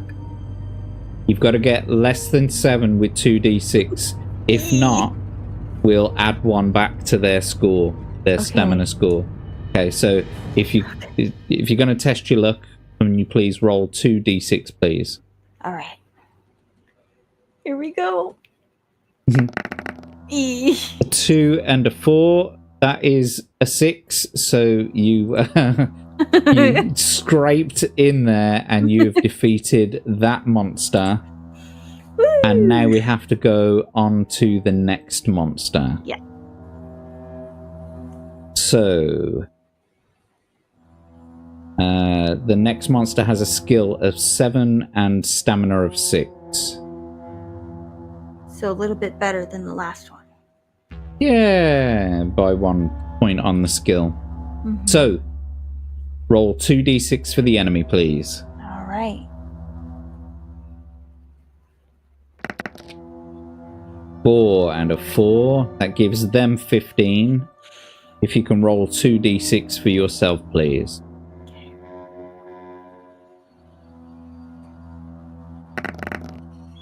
A 6 and a 3. That gives you 18. So you have struck a blow on them. You won that attack round. And that reduces their stamina to 4. You can test your luck. You don't have to. We can carry on. You know what? I've been doing okay. Let's try testing my luck. I know this is a bad idea. I think I just can I take it back?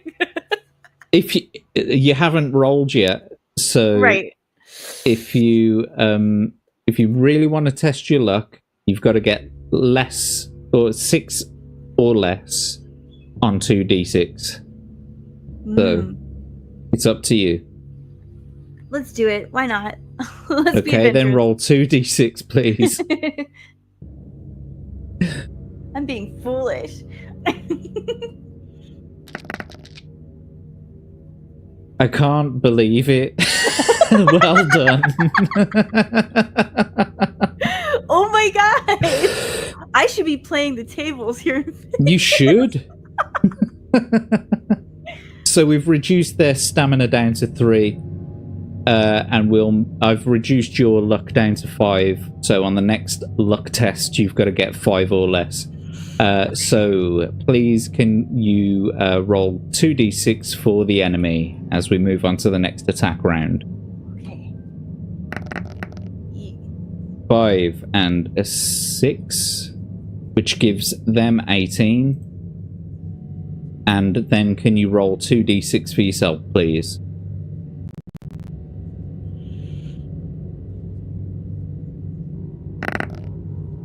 That's not bad. A 6 and a 6. That gives you 21, so you've struck a blow on them. You won that attack round. Sorry, we'll reduce I got excited. Their stamina down to 1. Would you like to test your luck or move on to the next attack round? Give me just 1 second. The dogs No are going worries. next. Okay. I'll take a look at the chat whilst you're doing that. 13th, what? 39th? Right. Oh, hang on. There's a conversation going on here. Hello, Abe. Good to see you, buddy. Welcome to the chat. Somebody Tom. Yes, and it is Abe's birthday today, so a very big happy birthday to him. Happy birthday.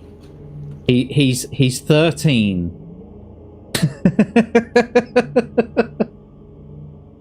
I was gonna say he's 13. No.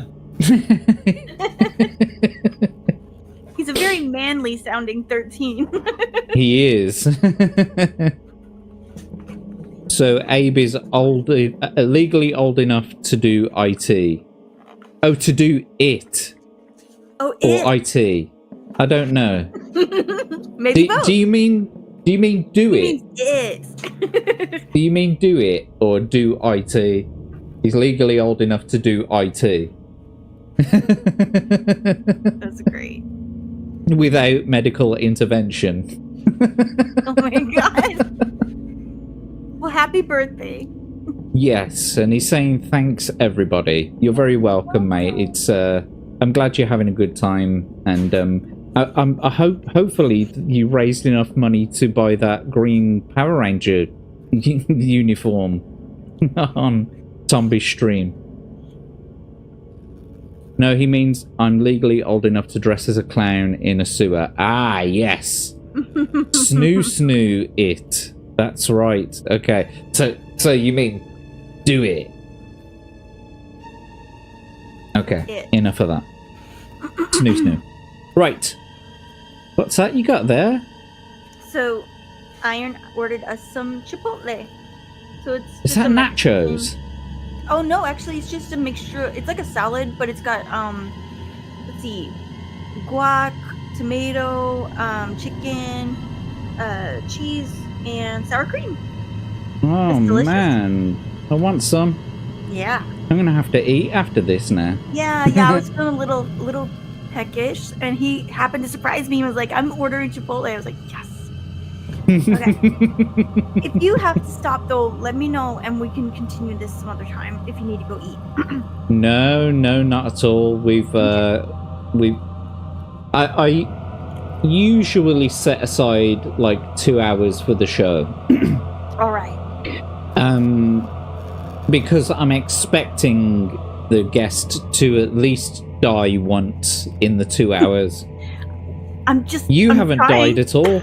I know. You should go play the craps. I'm tonight. serious. I should go to like Caesar's Palace and like put $1 in. Do the big spin. Yes. Is that what you're talking about? Yeah. I can't play the tables though, you guys. I have no idea how to do that. I would probably lose all my money. Come on, mommy needs a new set of Chipotle or whatever. Right, well, you're in the middle of battle. Yes. What did you say? Sorry. Oh, I just said I'm having so much fun. This is great. I'm glad you are. I'm so glad you are. Because you were a little bit nervous, but excited at the same time. So I'm glad this is all working out for you. Right. I didn't want to sound like a fool. No, not a chance. Not a chance, would you? So let's have a look. You have been doing very well in this this battle. You won the last attack round, and what I will say is if you test your luck and you get a 5 or less, you will destroy the monster. However, I don't really suggest testing your luck this time on a score of 5 when you've got to roll 2d6, because you may just very well win the next attack round outright without having to test your luck. So you can still do whatever you want though. So either test your luck or carry on to the next attack round. We are just going to carry on. I had that feeling I'm pushing my luck a little bit. Well, you want to keep a little bit of the luck for later, right, for the big spin. I could definitely be I could run into something much bigger and more threatening. So, all right. So roll 2d6 for the enemy, please. All right.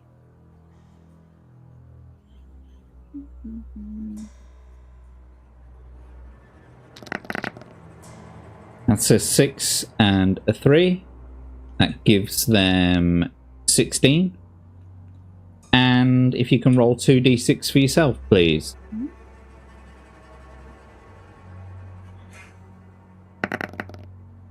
5 and a 5, which is easily above 16 because you've got 19. So you've won that round and you've destroyed the monsters. Something else that I should change as well is you've done 2 battles, so you've only got 1 more battle, and then your skill goes back up to its initial skill. Okay, so well done, congratulations, you've won another battle against 2 zombies, no less, this time. I'm a zombie killer.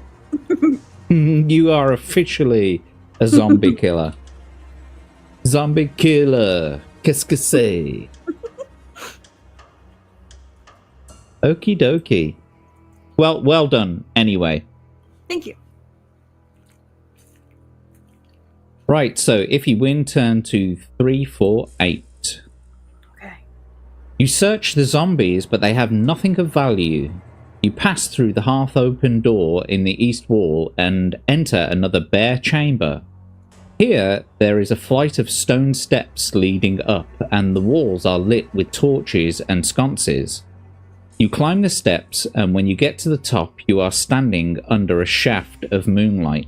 Ladies, you are standing under a shaft of moonlight from a tiny circular window high on the north wall.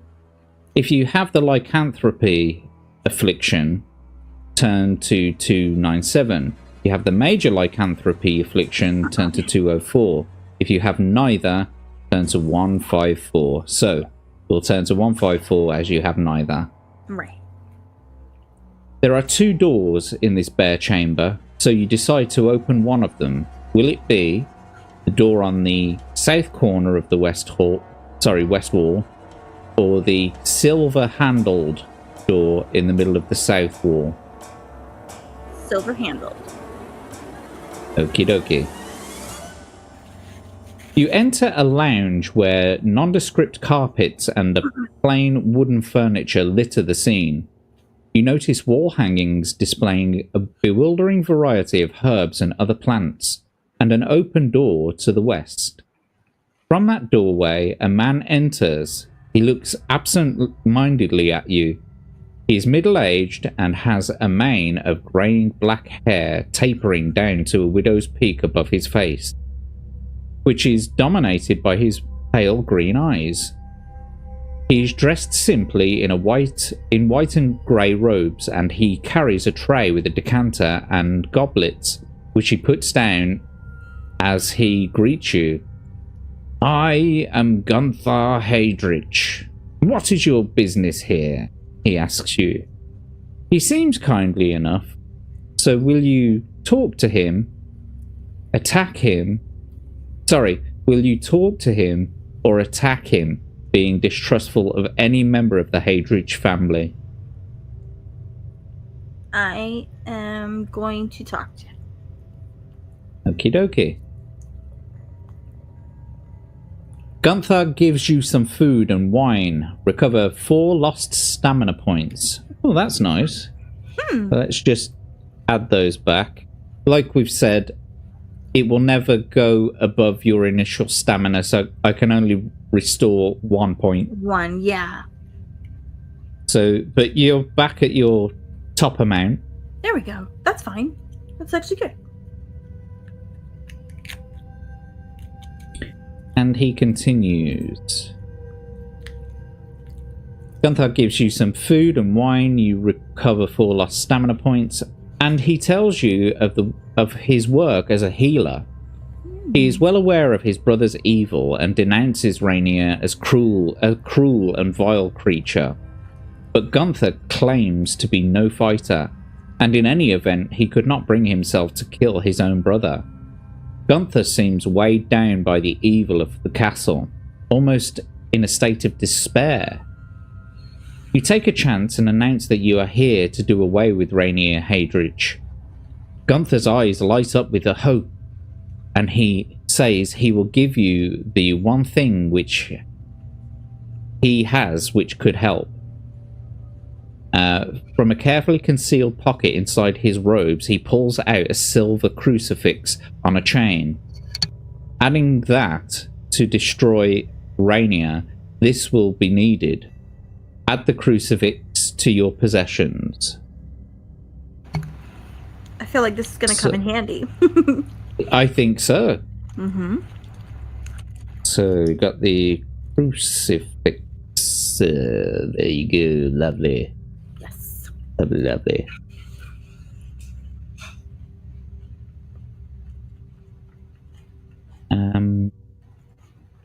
Tom. You will also need a stake to drive through Rainier's heart as he sleeps in his coffin. But Gunther does not have one. You'll have to find one elsewhere. Unless, of course, you find Siegfried's sword, Nightstar. For that will also destroy him. But it has been lost for many years. He sighs. Now, will you? So, just, you know, for posterity's sake, if you want to put Nightstar on the notes, you can do. Yeah. Let's do that.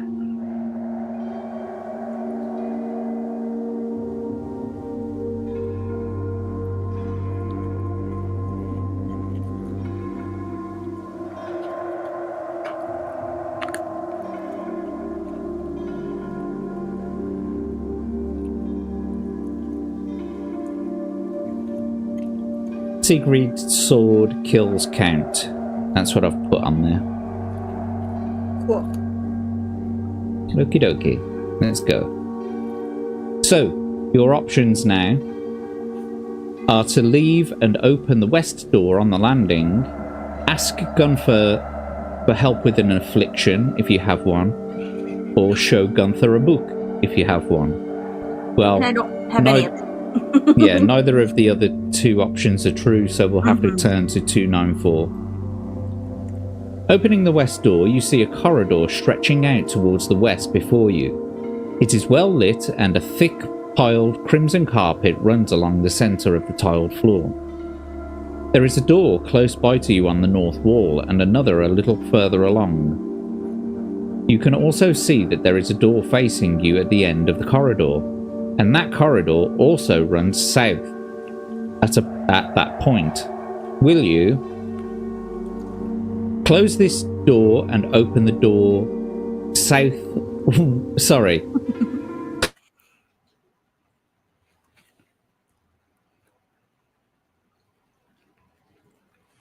A little bit of a lag, guys. Because while you can't see which ones you've been to before, I can tell you whether you have. Okay. So no, you haven't. Bit, so. Yeah, you haven't done that yet anyway. So cool. You can close that door and open the one on the landing. Open the north door closest to you. Open the second north door. Open the west door facing you, or follow the corridor round to the south. So you got 5 choices. There we are. So we've got the close this door and open the south one on the landing. Let's do the one we've never done before. That one. Mm-hmm. Well, you haven't done any of them before. Oh, I read the part that said you haven't done before. Yeah, but you haven't done any of these choices before. But what I'm saying is, you can either open that door if you haven't done so already, or you can open the north door closest to you. There's another north door that you can open. There's a west door which is facing you, or follow the corridor round to the south. Let's follow the corridor around the south.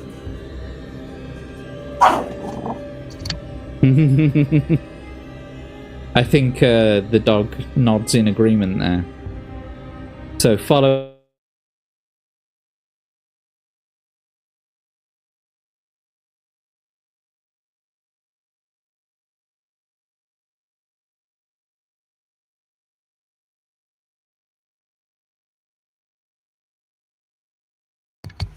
I think we're stuck, guys, just a little bit.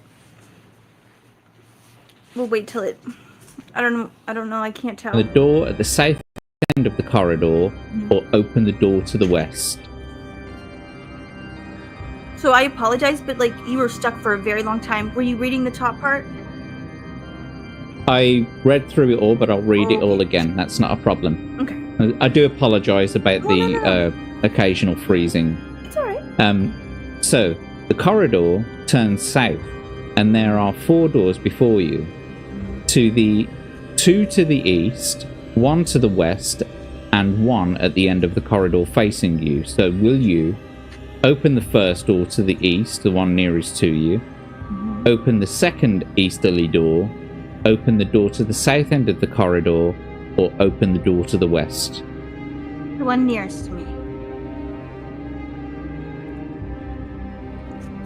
You open the door into a small linen store, and you see a large and possibly poisonous spider lurking amongst the starched cloth. You shut the door quickly. Back in the corridor, will you open the second door to the east, open the door to the south end of the corridor, or open the door to the west? Open the door at the south end of the corridor. Did I just go there? Did I? No.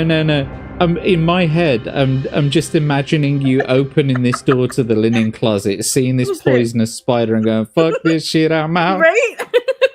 I mentally was like, "Fuck that." So, absolutely. Open the second door to the east. Open the door to the south end of the corridor. Open the door to the west. The end of the corridor. Here we go. The large door here is locked.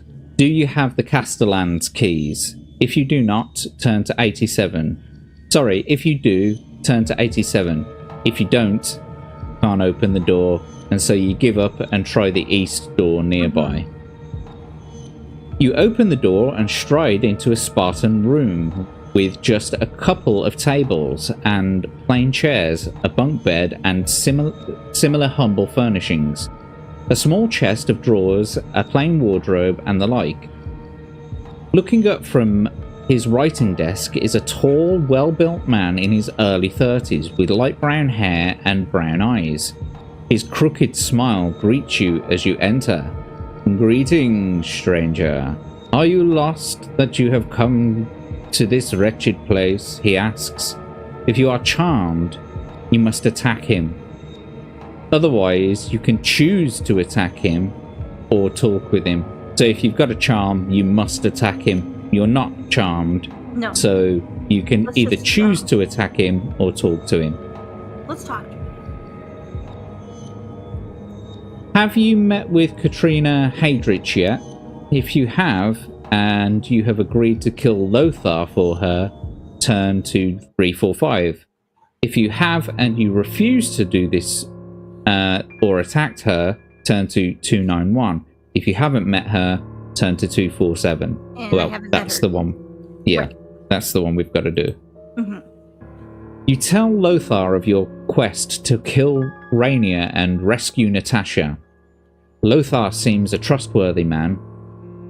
It is not only the Count you must beware. Keep away from Katrina. His sister is every bit as evil as he is. If Rainier were slain, I think that... Oh, sorry. Yeah, I think that if Rainier was slain, Gunther, that's Rainier's brother, the healer. If you haven't met him, and I could deal with her, but you shouldn't make a hard task impossible by tangling with her as well, he tells you.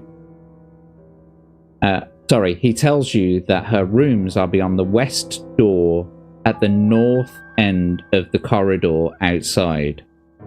And you make a note not to go in there. Lothar also says that he has some items which will improve greatly your chances of success. Turn to 116. Lothar asks you to turn around while he gets some things from a wall alcove with a secret door. He comes back with a bunch of keys and a wooden stake with a silver-tipped point.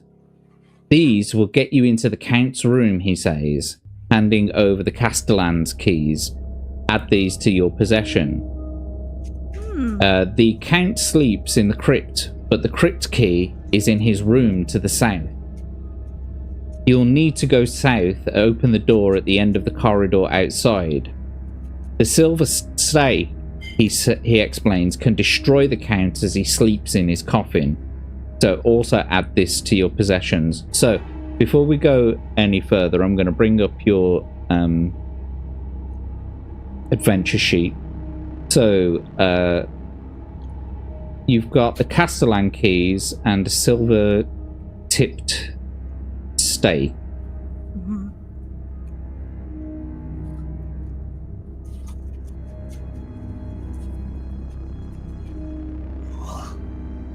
Okay, let's just have a quick look, because I think there could be more to that.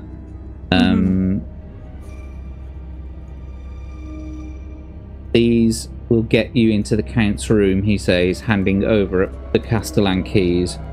The Count sleeps in the crypt, but the crypt key is in his room to the south. You'll need to go south and open the door at the end of the corridor outside. Okay? So remember that for... Or I think it might actually tell you to do that at the end of this paragraph.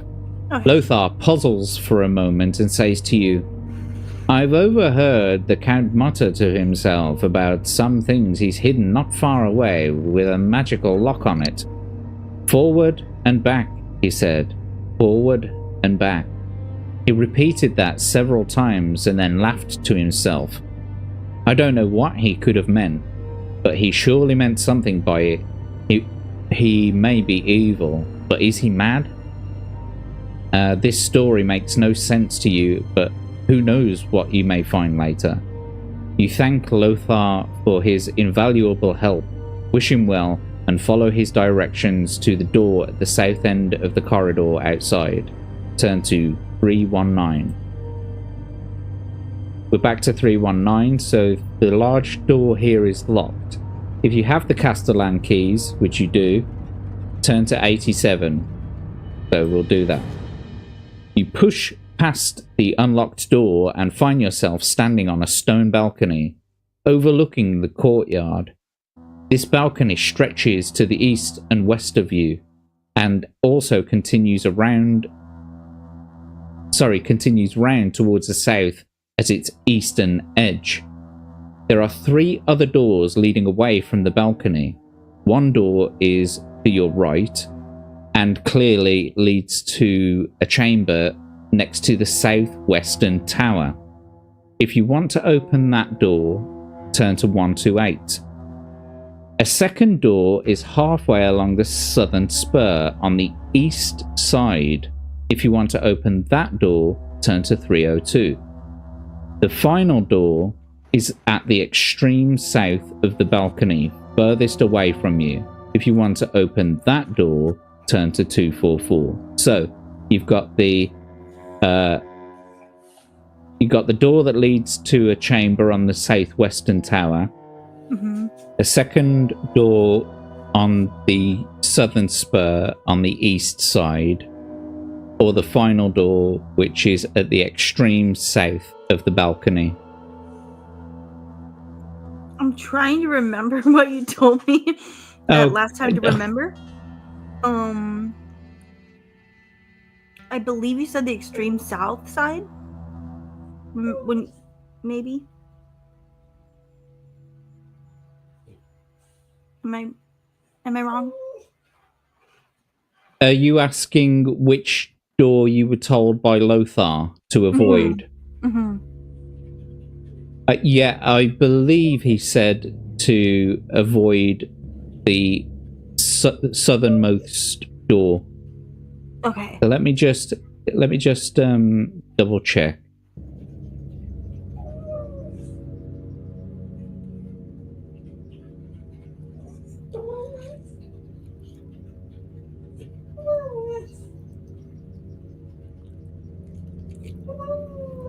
It might be on the following page. Sorry. It's okay.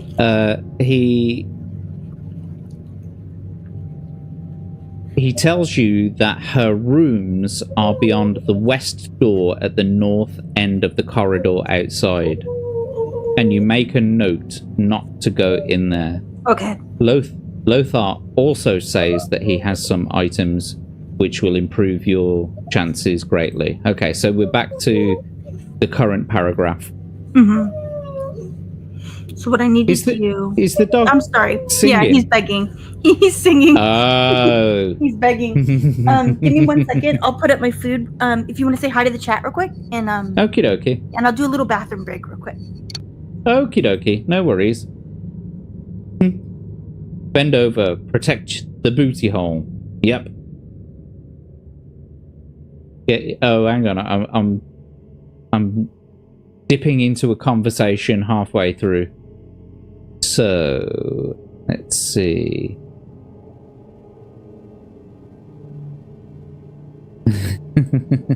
Yeah, it does look good, doesn't it, Abe? I was my mouth was watering watching her eat that. Do it now. How do you think she's doing so far, chat? I think she's doing wonderfully. She hasn't died yet, which is a godsend. Lots of people, especially myself, I have died before this point. Buffy, move over.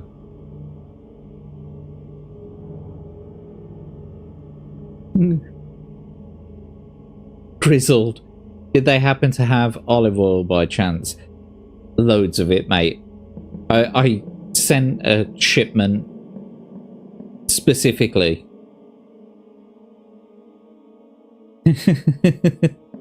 Now it makes more sense. AKA, get your hole. Protect the booty hole.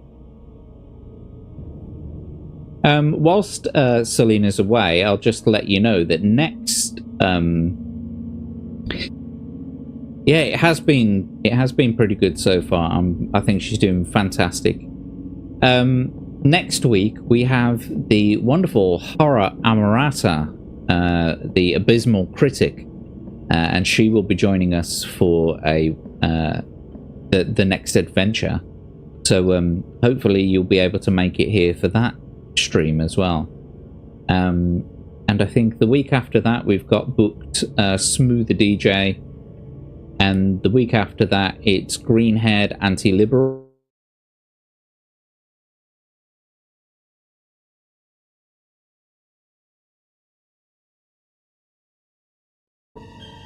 Hump Day Chinwag. And he also does a few gaming streams himself.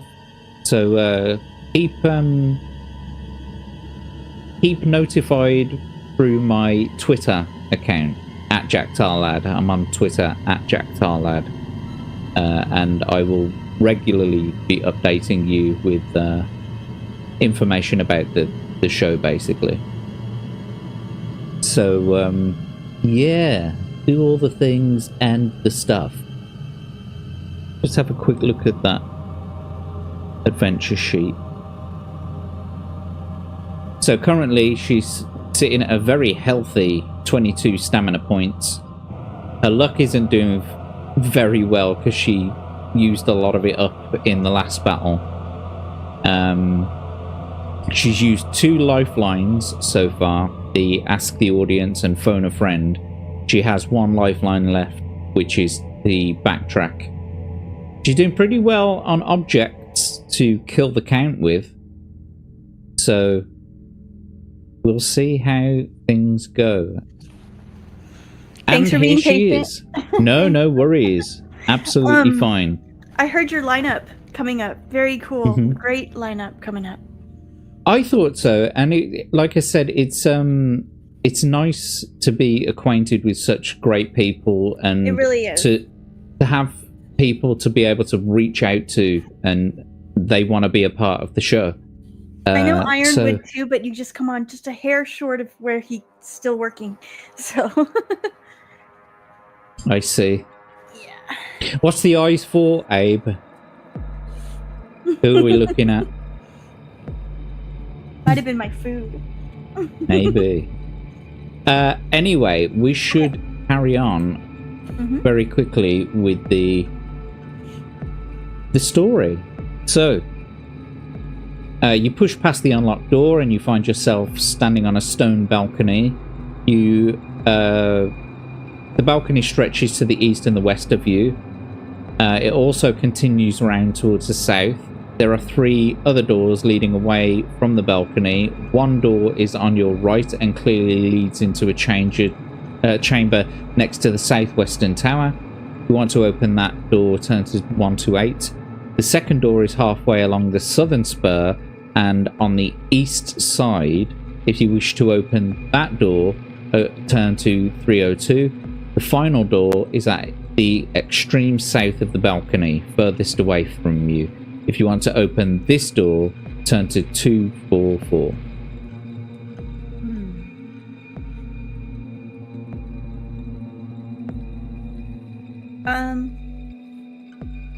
Let's do the chamber next to the southwestern tower.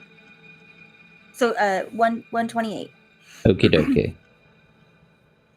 You unlock the rusty door and encounter darkness beyond. You need a light source here. Stepping in, you make out a number of suits of armor and military trophies round the wall.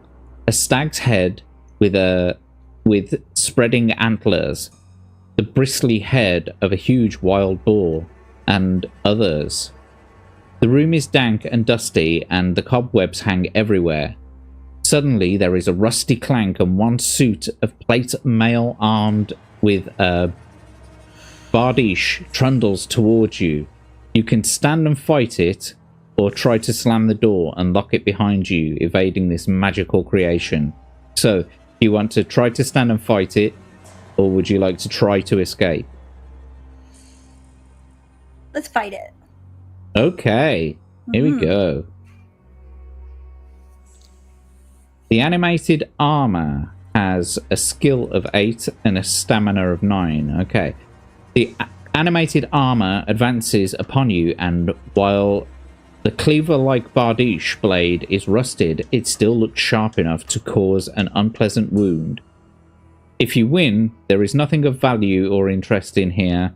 All is rusted and useless. So we'll deal with that in a second. Right. So we have skill of 8, stamina of 9.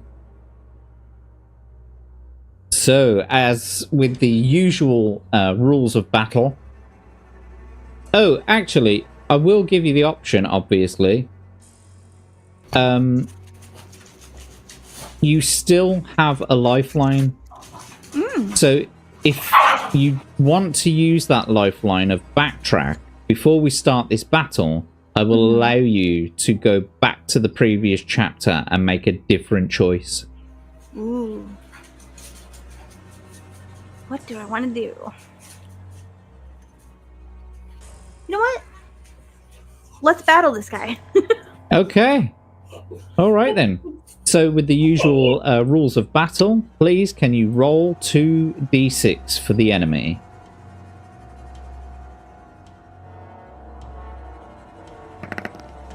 A 3 and a 2. That gives them 13.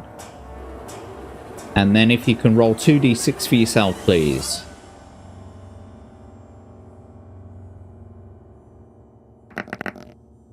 Four and a 3. That gives you 16. So you've won that attack round. We'll reduce their stamina down to 7. You could test your luck, or you can carry on to the next attack round. I think I'm going to carry on to the attack round since my luck is a little low. Okie dokie, then roll 2d6 for the enemy, please.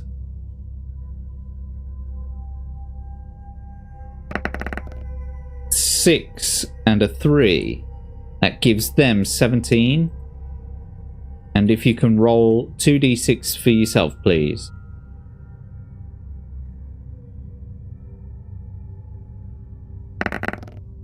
A 6 and a 3, which gives you 18. So you've won that attack round. And we will deduct another 2 points, bringing their score down to 5. You can test your luck or continue to the next attack round.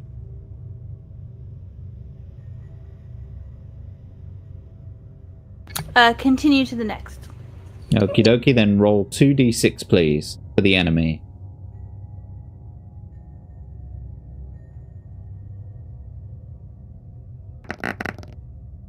Three and a 3, that gives them 14. And then 2 for yourself, please.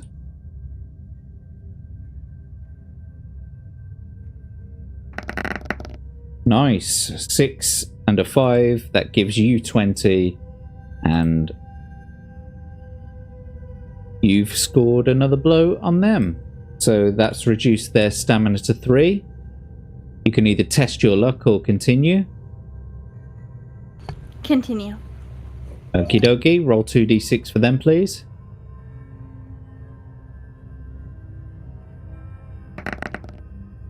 The 3 and a 5, that gives them 16. And 2 for yourself, please.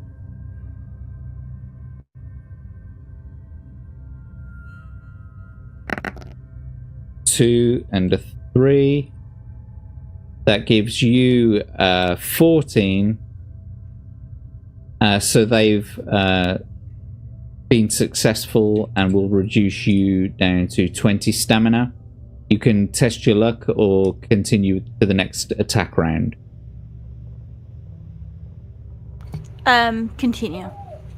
And roll 2d6 for the enemy, please.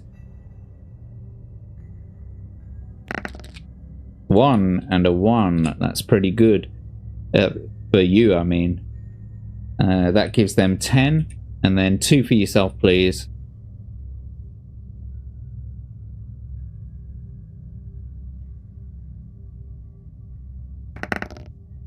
Two and a 1. That gives you 12. That means that you've won that attack round, and we'll reduce their stamina to 1. Unless you want to test your luck, can you roll 2d6 for the enemy? I'm thinking. Let's see. I'm going to go ahead and roll. Okie dokie.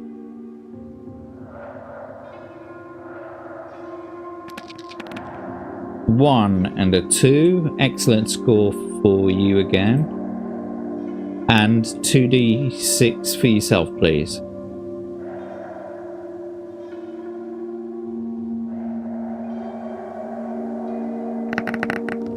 Excellent. That gives you 19. That means you've won that attack round and you've won the battle. Congratulations again. There you go. I'm you shocked. are still not dead. How is that possible? It's the luck of the draw.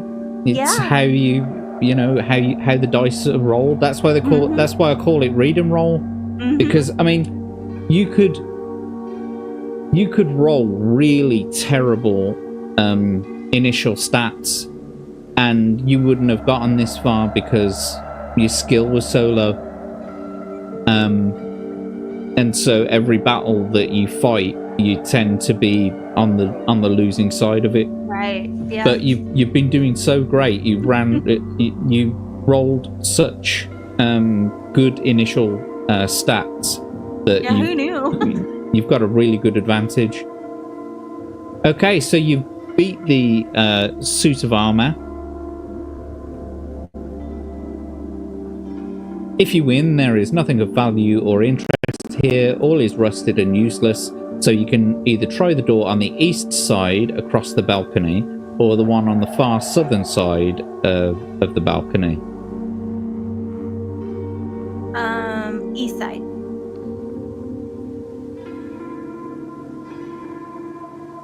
You find the lock. The key slides smoothly in and the door opens readily. The room beyond is well lit. There are carpets on the floor, pew-like benches, and on the eastern side opposite you, a great pipe organ, its sides obscured by heavy purple and black wall hanging. By heavy purple and black wall hangings. A set of massive silvered candlesticks, dozens of them, stand to one side of the organ. You can also see a door in the north wall of this music room. As you enter to investigate this, a dismal droning arises from the organ, although it has no player. As you wonder what is happening, a scurrying and scratching noise begins, and you see that the balcony outside is swarming with black rats, vile things with fierce, sharp, yellow teeth, which are said to carry the plague, and they're heading towards you. So will you close this door and stay inside the organ room, which there's a ghostly sort of organ playing. Run for the north door in this room, or try to silence the organ somehow. Or you can leave.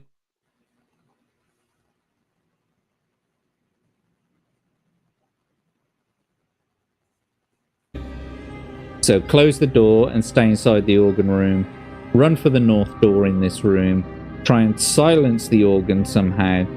Or leave the room and make a run for the south end of the balcony.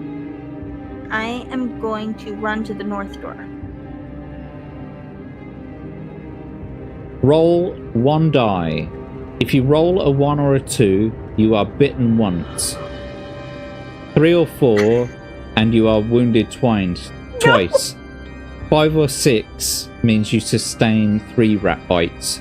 For each bite, you must deduct 1 stamina point before you get to the north door and slam it shut behind you to keep the rats out. So, roll 1 dice, or one die, please. Okay.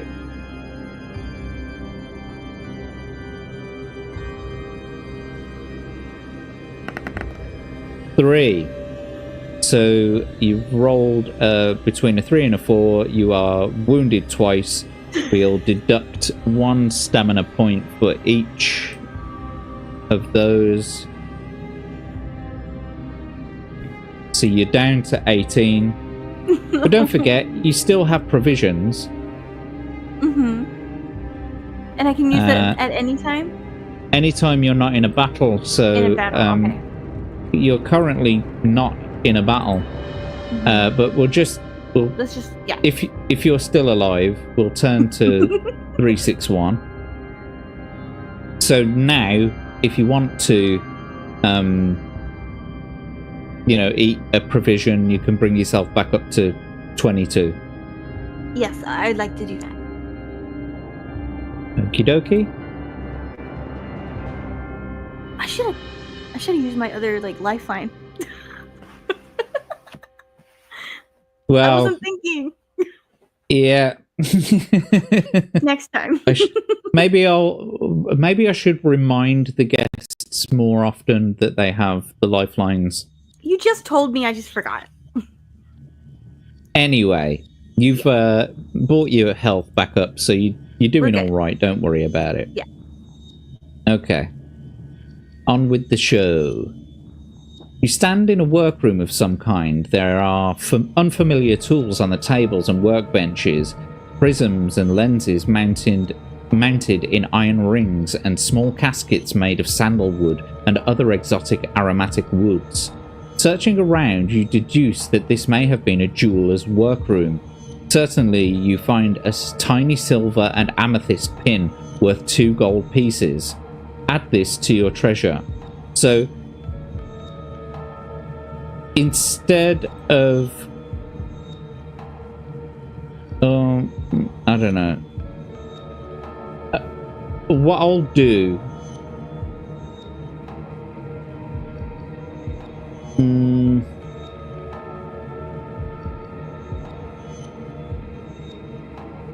No, I'll put silver pin.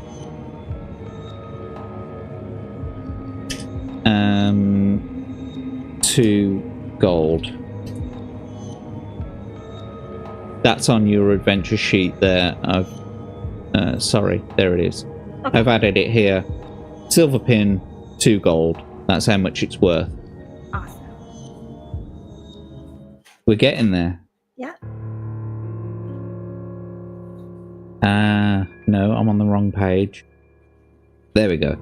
Add this to your treasure. And some silver bars, which, alas, are too heavy to carry. The rats are still scurrying around outside, so if you have time to make a really thorough search, you are in luck.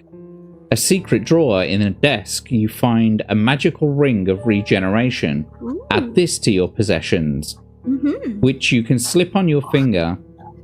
The ring surges with power whenever you land a killing blow in a battle, and you may regain 2 stamina points. However, this ring does not work during combat, only at the end of one of which you have won.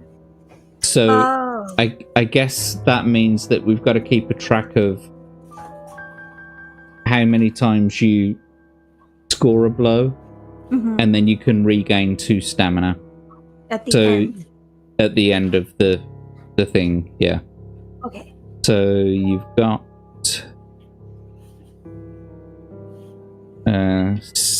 stamina ring.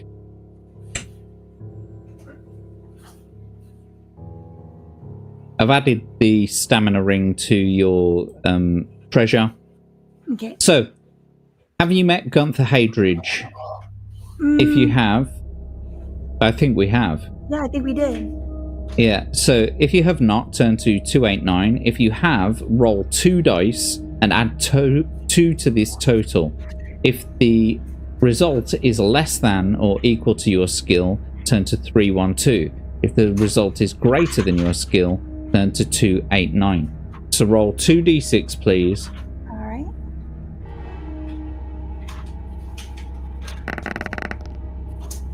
That's 6. Add 2 to that total, that's 8. If the result is less than or equal to your skill, turn to 312. So that's what we'll do. Okay. Something nags at your mind about the size of the room you are in. You guess that it is next to Gunther's, and you know where Lothar's room is. Or Lothar's rooms are. And there is a missing room in the area. If your hunch is right, checking the west wall very carefully, you find your hunch is right. There is a secret door here.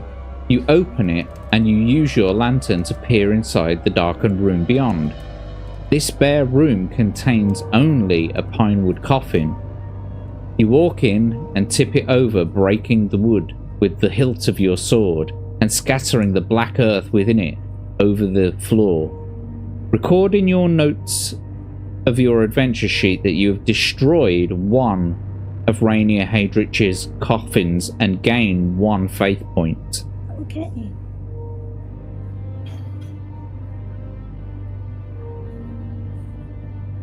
One coffin destroyed. And now you have a faith score of 11. Yay. Which is nice. Yeah. You are doing really well. Thank you. I'm having a blast. I'm serious. This is great. So we can turn to 289. After a while, the rats retreat to their lair, wherever that may be. Thank God. You re-emerge onto the balcony and head for the door at the south end of it. Turn to 244. You use the Castellan keys to open the door and enter a reception room, lavishly decorated with comfortable armchairs, a chaise lounge, and scattered cushions. This is a very comfortable place. There are some decanters of wine, which could be refreshing, and some sweet round sponge biscuits topped with thin dark chocolate which look appetizing. Or you could just head straight for the door in the west wall of this room. So, will you try the red wine, try the white wine, try the biscuits, or head for the west door? Ooh, I love sweet stuff, so we're going for the biscuits. Okie dokie. You bite into the sugared crunchy biscuits with their thin dark chocolate surface. You reach the soft center of clotted blood. The Count's favorite snack, but it fills you with disgust and nausea. You are shaken by this horror. Lose 1 faith point. No, I just gained one. Epic fail. Me and my damn sweet tooth. You should have known very well in a castle full of vampires. Well, you know where my brain went? My brain went, that red wine is going to be blood. So I stayed away from it. Oh, cute. Well, yeah, I mean, it's like Jack Tarlad froze for a moment. Froze with fright.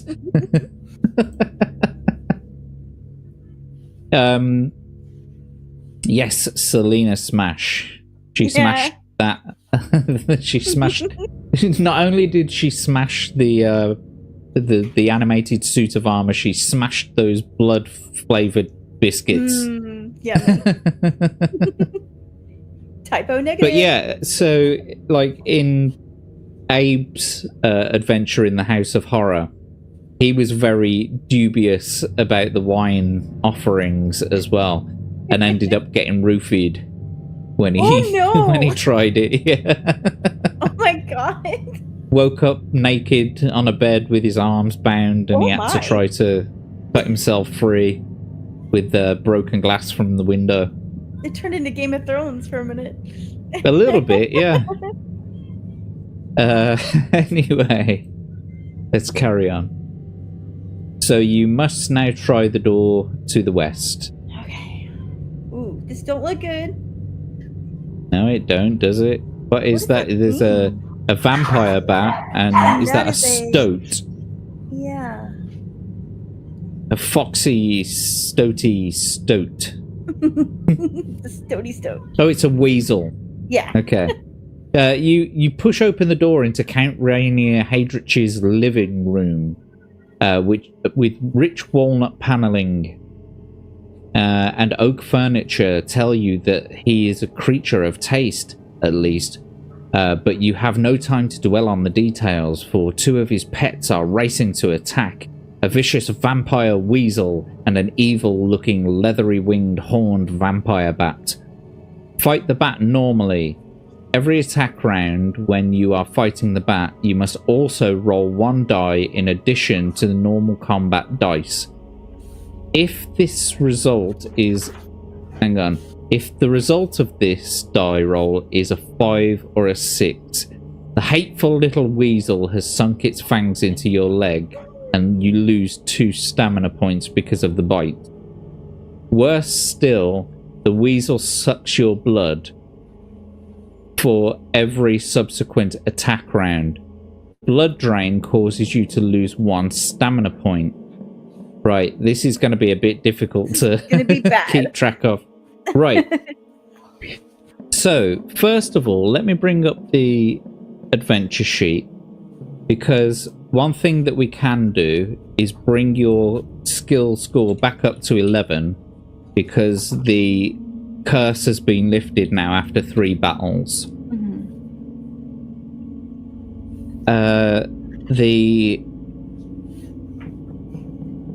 The vampire bat has a skill of 8 and a stamina of 7. And so every attack round... So fight the bat normally, but every attack round when you are fighting the bat, you must also roll 1 die in addition to the...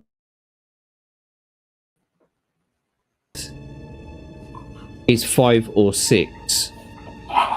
The evil little weasel has sunk its fangs into your leg and you lose 2 stamina points. Worse still, the weasel sucks your blood, so for every subsequent attack round, the blood drain... So for every attack round... So that means that you could go through like the first attack rounds and it doesn't bite you. So you won't lose an additional 1 stamina point. However,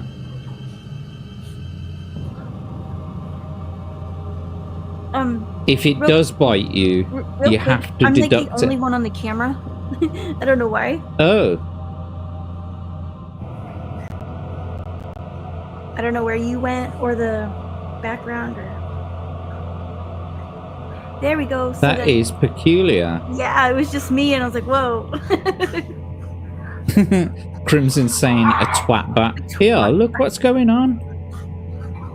Whoa. It's haunted. It is. It's doing its own thing. Okay.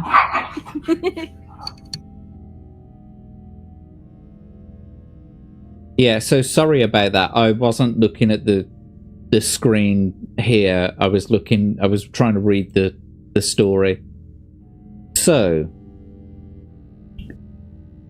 if the result of this roll is a 5 or a 6, then it bites you, and every attack round you lose 1 additional stamina point. If you beat the bat, the weasel runs away, but if it has bitten you, you lose a further 3 stamina points before the bleeding stops. Okay? So we'll take this we'll take this a little bit at a time, right? Yes. So it sounds like the dogs are battling each other whilst you're trying to battle this weasel and the bat. Yeah, they just got into a fight. So, normal rules of battle, if you would roll 2d6 for the enemy. Okay. Sorry for the interruption. No worries. Okay, so we're going to roll 2. That's a 3 and a 5. And that gives them 16. And roll 2 for yourself, please. Now I'm really nervous. This means something. So here we go. Ooh. 2 and a 1. Right, so that gives you 14. That means that they have brought you down to 20. Now, I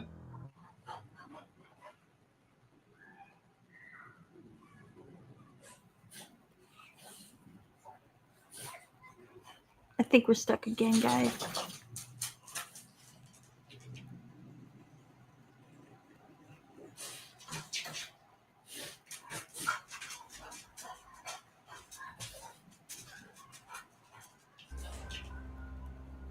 there is something very strange going on with this at the moment.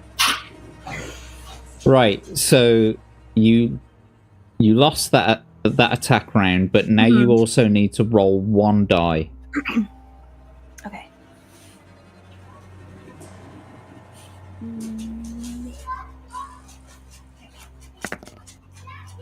So it's not a 5 or a 6, so the little weasel didn't bite you that time. Okay. So roll 2d6 for the enemy, unless you wish to test your luck, but I wouldn't. But that's just a suggestion. I think that's a horrible idea. Let's roll. So roll 2d6 for the enemy. 4 and a 1. That gives them 13. And roll 2 for yourself, please. Okay.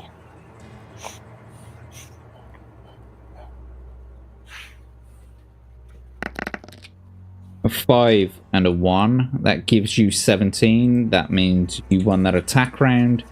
We'll reduce it down to 5 for them. Okay. And now roll 1 die, please. Okay.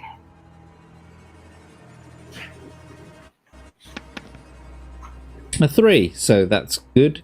They the weasel didn't get you again. Continue with the attack round. Next, roll 2d6 for the enemy, please.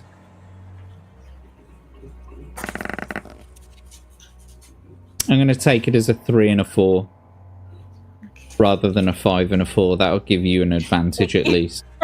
Thank you. And then roll 2 for yourself, please. All right. I do like the animal noises in the background because it's adding to this animal. Oh, nice score. The attack 6. thing. Yes. And a 5. This is good. That gives you 22, which is a very good score.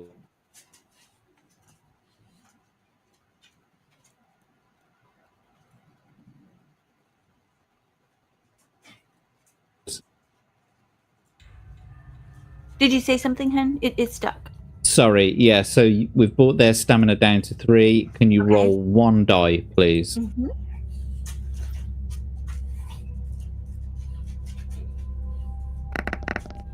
Ooh, getting closer, but no. So continue with the next attack round. Roll 2d6 for the enemy, please.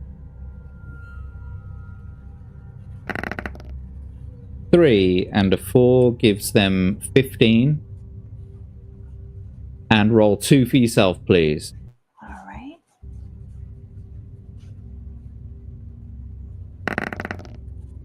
6 and a 3. That gives you 20. And so that reduces their stamina down to 1. Can you roll 1 d6, please?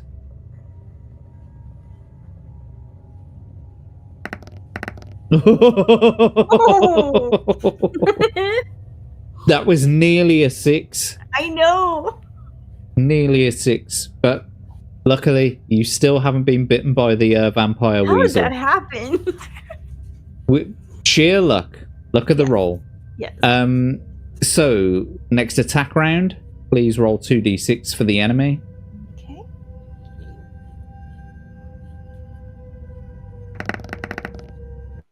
3 and a 4 gives them 15. And 2 for yourself, please. All right. A 5 and a 5, which means you get 21. You've won the attack round, you've won the battle, and You didn't get bitten. How? I got lucky. You sure did. Oh, Extremely lucky. I'm gobsmacked. That can go either way that round. Right? I really expected to get bit. I did. Hey, honey, don't do that. Go to daddy. I want to know what is going on with StreamYard. It seems to be every time I bring that up or bring it down. Do you get what I mean? You see what I'm doing there? Yeah. All I'm doing is changing the. That's weird. I wonder if it's got something to do with the amount of time that we've been on stream. Because I'm on the free version. Are you? Is this normally you don't go this far in the game? No, I was just curious. Like, I mean, does it last 3 hours or close to 2? It didn't do this the last time when the last 2 times when I had Abe and Dara on. So I don't know. It seems to be glitching out. Yeah, it can do some weird stuff. But nevertheless, anyway, you won. We'll try and deal with it as it goes. I think one of the issues that I'm going to have to deal with is this. Every time I bring up a thing, it just, I don't know. Yes, but anyway, Crimson, twat bats deed. And the wanker weasel runs away thirsty, indeed. So you won. And that means that we can continue the journey. If the bat bites you once... Oh, sorry, if the bat bites you twice, it didn't. Did it bite me at all? It bit you once. Once, yeah. If you win, turn to 135. Wonderful. You search this room and pick up some small trinkets worth 4 gold pieces. Gold! Add these to your treasure. Okay. 4 gold. What is it you want, Bron? Gold? Women? Golden women? You can have them all. Right, so there is only one other door in this room, in the west wall, so you decide to open it. Test your luck. If you are lucky, turn to 315. If you are unlucky, turn to 253. So, if you will, please, roll 2d6. All right.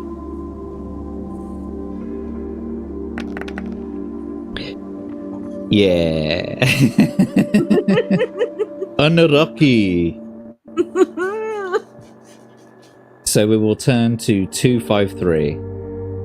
As you insert your key into the door, a small but very sharp serrated blade flicks out from the door and gashes you in your hand. Lose 1 point from your skill and 2 from your stamina. Aww. Unlucky.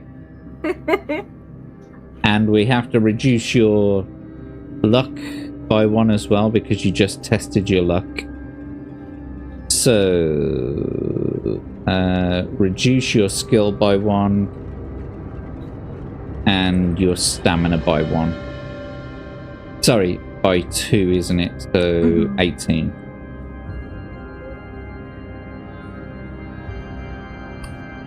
Okay.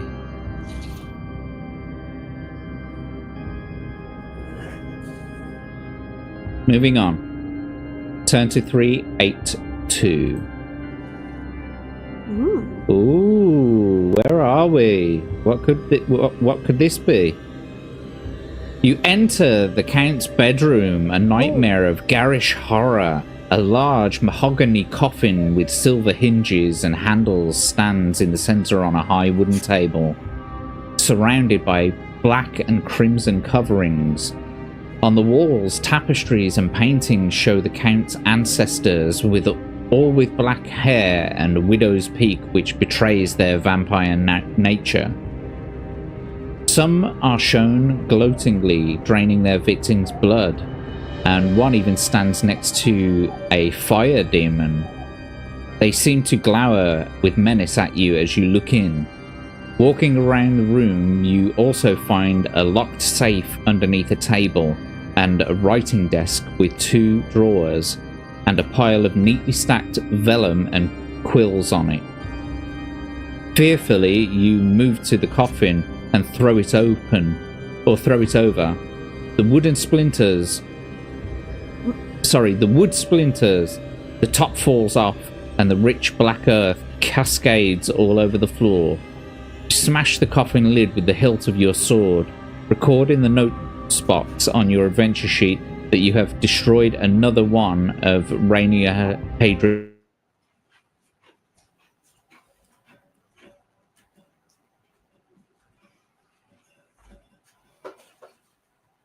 another coffin, so 2 coffins destroyed, and add 1 more faith point. So you have 11 faith.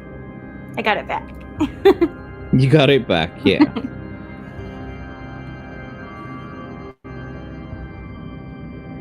So what would you like to do now? Would you like to open the safe, open the first desk drawer, or open the second desk drawer? Let's open the safe. Okay. You unlock the Count's safe, and inside you find a pile of credit notes, all bearing Rainier Hadrich's signature. But these have no value to you. Worse luck. Rummaging around among the paper, you lay your hands on a large black iron key, the key to the crypt where the evil vampire dwells. Add the crypt key to your possessions.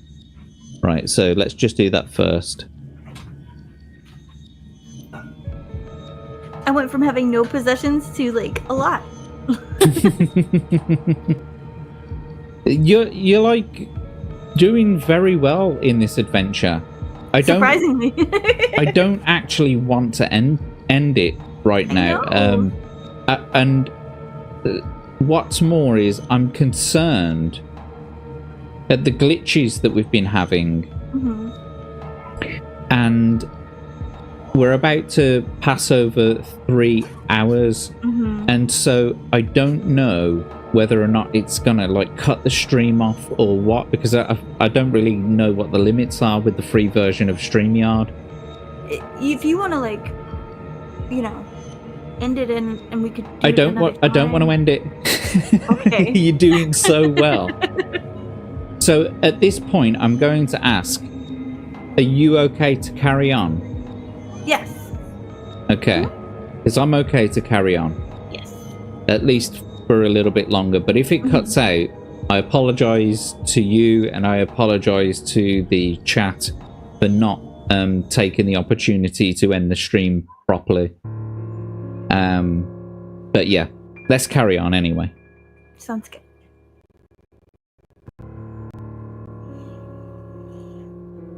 So add that to your possessions now.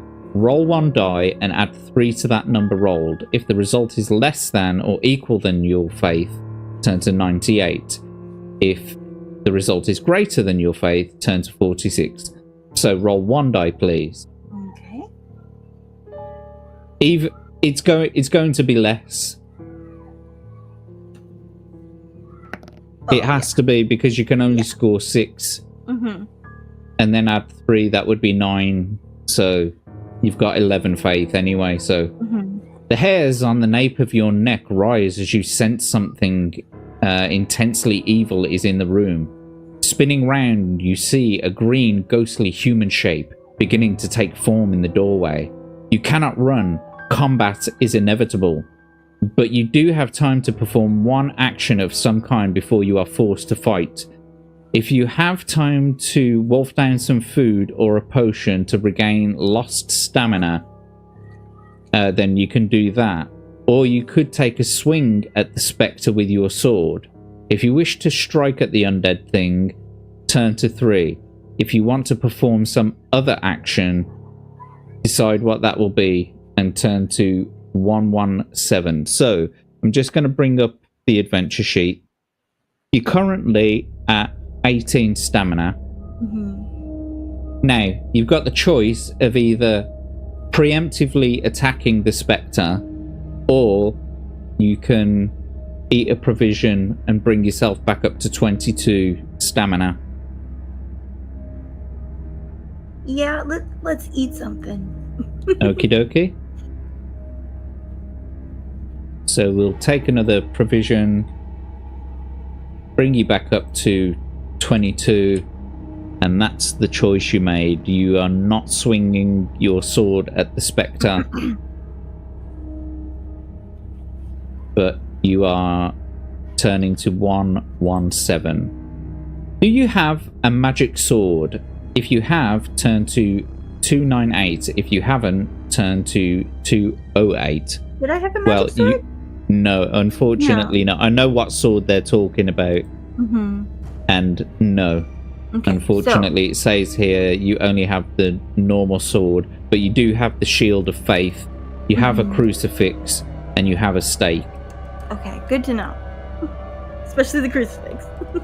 Yeah. So, if you haven't, turn to 208. Okay. Your weapon is useless against the spectre which strikes you. You lose 2 stamina points. No. It's a good thing that you did eat. Yes. It would have been much lower.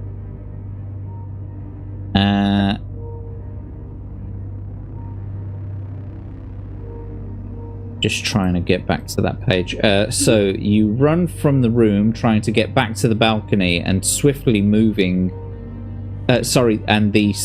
moving spectre easily keeps pace with you, striking at your back. Roll 1 die. If the number rolled is 6, turn to 310. If you roll any other number, turn to 365.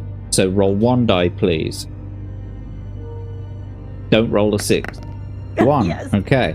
If you roll any other number, turn to 365. The monster strikes you as many times as the number you rolled on the die. That could have been bad. That could have been bad. So you only lose 2 stamina points because it was a 1. So you're back down to 18 stamina again. Again, good thing I ate, because that helped a lot. It really is.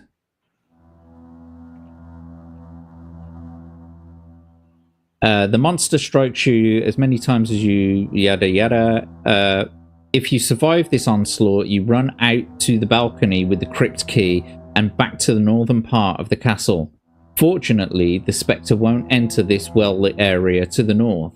But less fortunately, even though you are still alive, you have lost 1 point from your skill through the life-draining power of the undead horror. You run down the corridor towards the landing. So we've got to deduct 1 more skill point.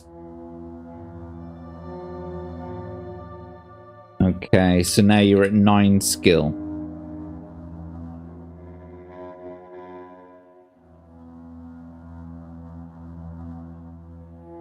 Okay, so you follow the corridor north and then east towards the stairs leading down. Have you fought the minor Thassalos in the castle? If you have, turn to 333. If you haven't, turn to 296. So you haven't fought it. We'll have to turn to 296. Just before you get to the landing, you reach a closed door on the north side of the passage. From behind it, you hear a brief noise, some kind of crunching sound. Will you open the door here to investigate? Or will you ignore it and make straight for the landing?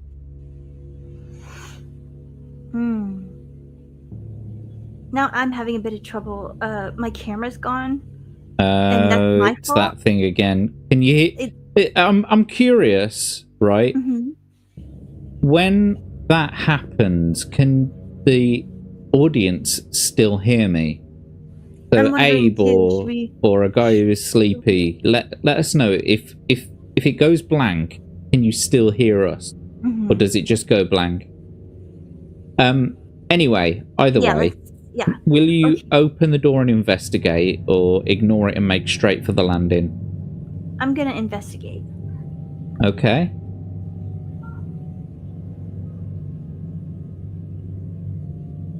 Oh. You open the door and a brilliant searing flash of light and heat injures you. Lose 4 stamina points.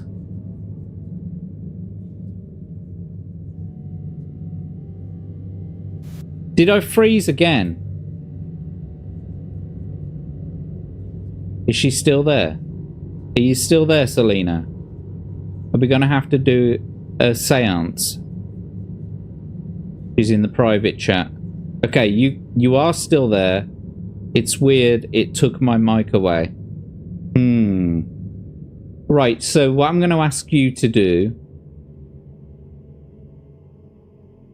It says it's not... She's not connected anymore. So... leave and come back if you can hear me.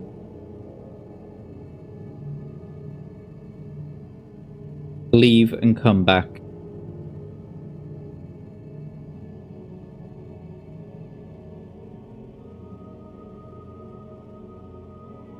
We apologise for the technical difficulties, ladies and gentlemen at home. Hopefully she'll be back shortly.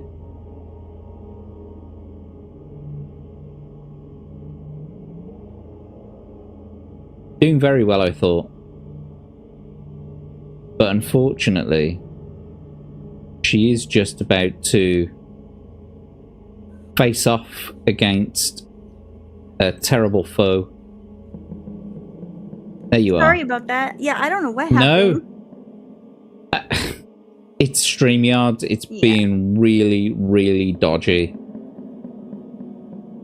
So, my apologies to the people in the chat and to you as well, Selena, because this is messing up your game. Oh no, I'm focused. We got this.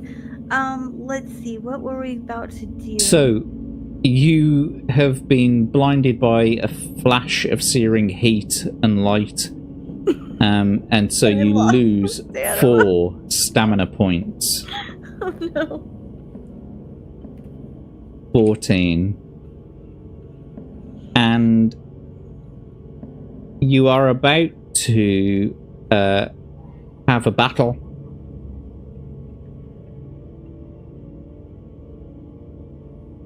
Okay. So, advancing on you is 4 armed skeletal figures with... a 4-armed skeletal figure with a scythe. Its green eye sockets glowing eerily in the darkness. You have no time to run, and you must subtract 2 from your skill when fighting this monster because of your half-blinded state. Only when you're dealing with this monster, though. In each attack round, you must roll 1 die in addition to the usual 2 combat dice. If this die roll is a 1 or a 3, the minor Thassalos will strike you with a chilling green ray from its eye sockets, causing 1 point of damage to your stamina. If the die roll is 4 or 6, you manage to dodge the ray. The minor Thassalos can cause this freezing damage even when it has the lower attack strength in an attack round, making it a dangerous enemy. If you win, turn to 55. Right. So this minor Thassalos has a skill of 8 and stamina of 11. I'm so screwed. Maybe.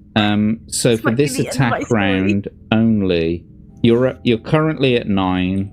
So I'm gonna put a little 9 in the side there, and I have to reduce it by 2 skill points. And what's more is that in each attack round, you must roll 1 die in addition to the usual 2 combat dice. If it's a 1 or a 3, the Minor Thassalos will strike you, causing 1 point of damage to your stamina. If the die roll is 4 or 6, you manage to dodge the ray. Okay. So,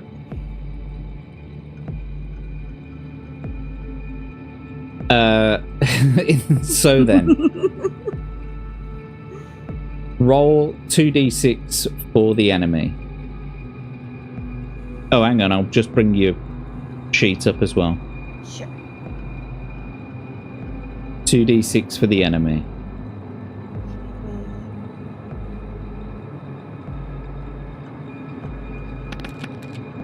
A 1 and a 5 gives them 14. And roll 2 for yourself, please.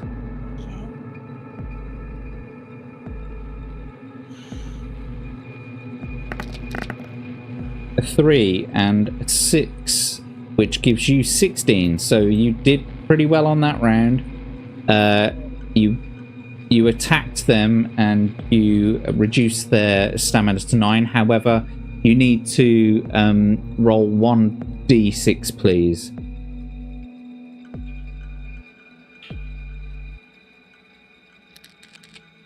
It's between a 1 and a 3, which means I have to reduce your score, your stamina, by 1. So you're down to 13. So next attack round, or you can test your luck, but I wouldn't on a 4. I'm not going to. So next attack round, please. 2d6 for the enemy. All right.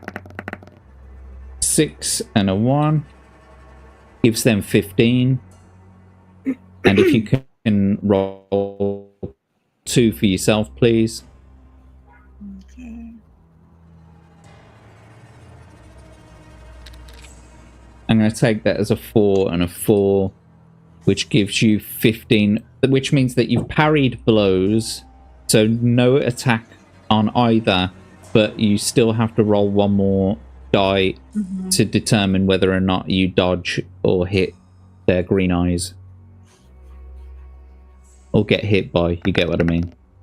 4, so you dodged. Great. Next attack round. Roll 2d6 for the enemy. A 4 and a 1 for them, that gives them 13. And a 2d6 for yourself, please. A 4 and a 1, which gives you 12. Oh, so they've just caught you. So reduce your score to 11 and now roll 1d6, please.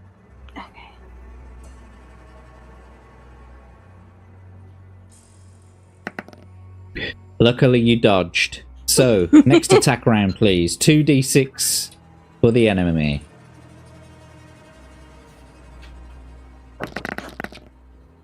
I'm going to take it as a 4 and a 6. Oh, no, a 4 and a 4. Because it's halfway. Half and half. That gives them 16. And then 2d6 for yourself, please. Okay. 6 and a 3.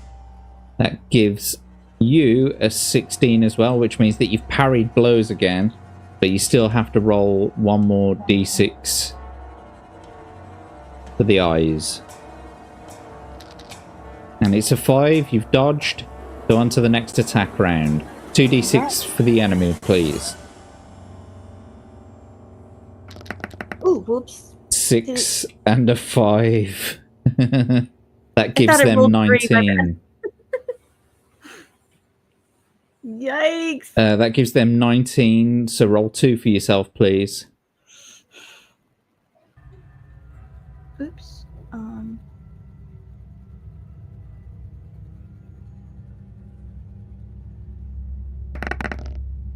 A 4 and a 1, which gives you 12, which means that they've won that attack round.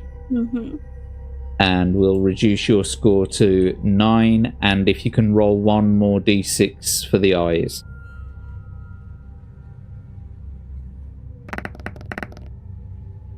Well, you dodged it. So next attack round, please. 2d6 for the enemy.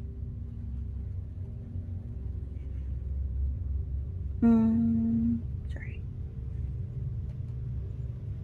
I don't know why it's like not wanting me to roll 2. Give me a second. Yeah, this is weird. Give me a second. I'm gonna clear it and try again. There we go. 1 and a 2 gives them 11. And if you can roll 2 for yourself, please.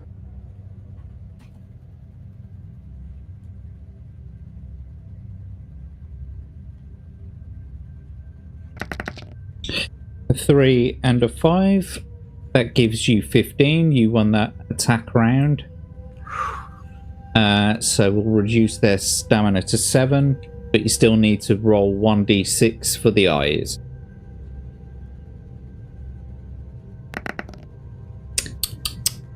You didn't dodge it that time. So you're down to 8. Next attack round, please. Okay. 2d6.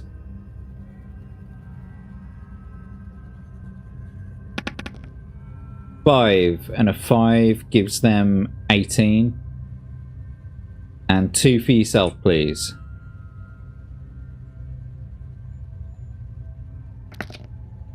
Five and a 1 gives you 13.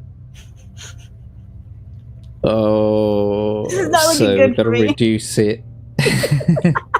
And you've got to roll 1 more d6, please, for the eyes. I was so cocky. All right. Oh. Next attack round, please. 2d6.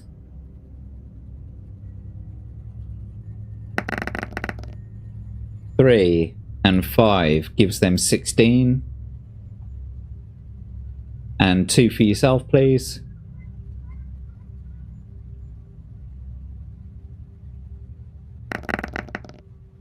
A 1 and a 2 gives you 10.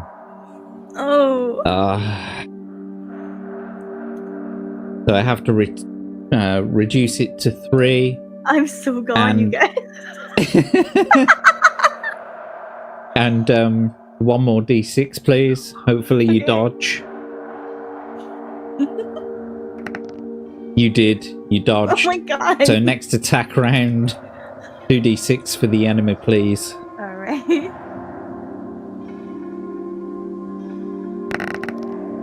Five and a 2 gives them 15. 2 for yourself, please.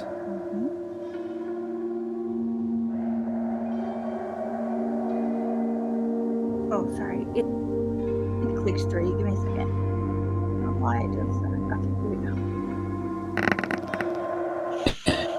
3 and a 2.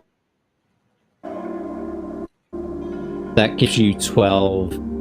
Oh no. So I've got to reduce your stamina to 1. And now roll 1d6, please.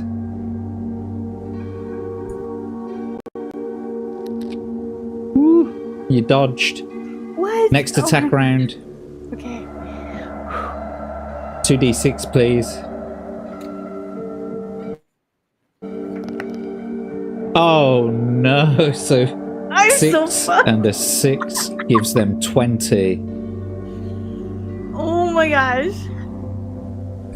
And if you can roll 2d6 for yourself, please.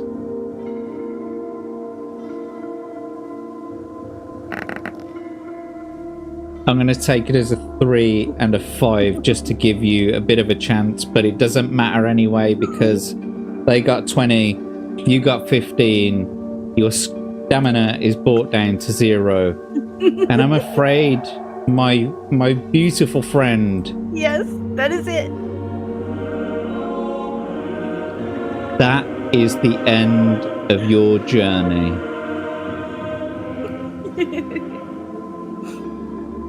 Hey, I fought hard.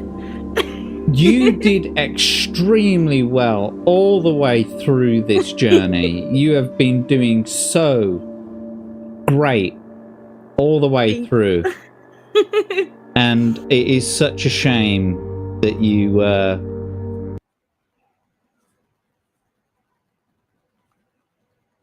think he's stuck again.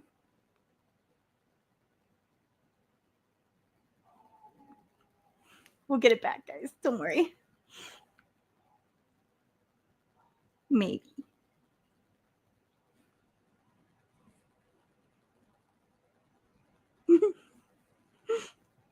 Sorry, guys. Can you see him? Because I can't.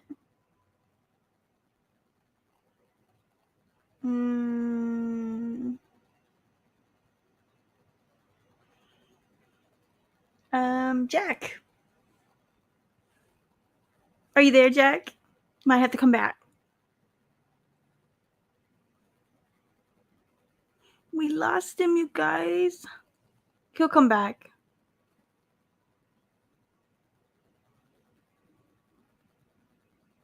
There we are. OBS crashed.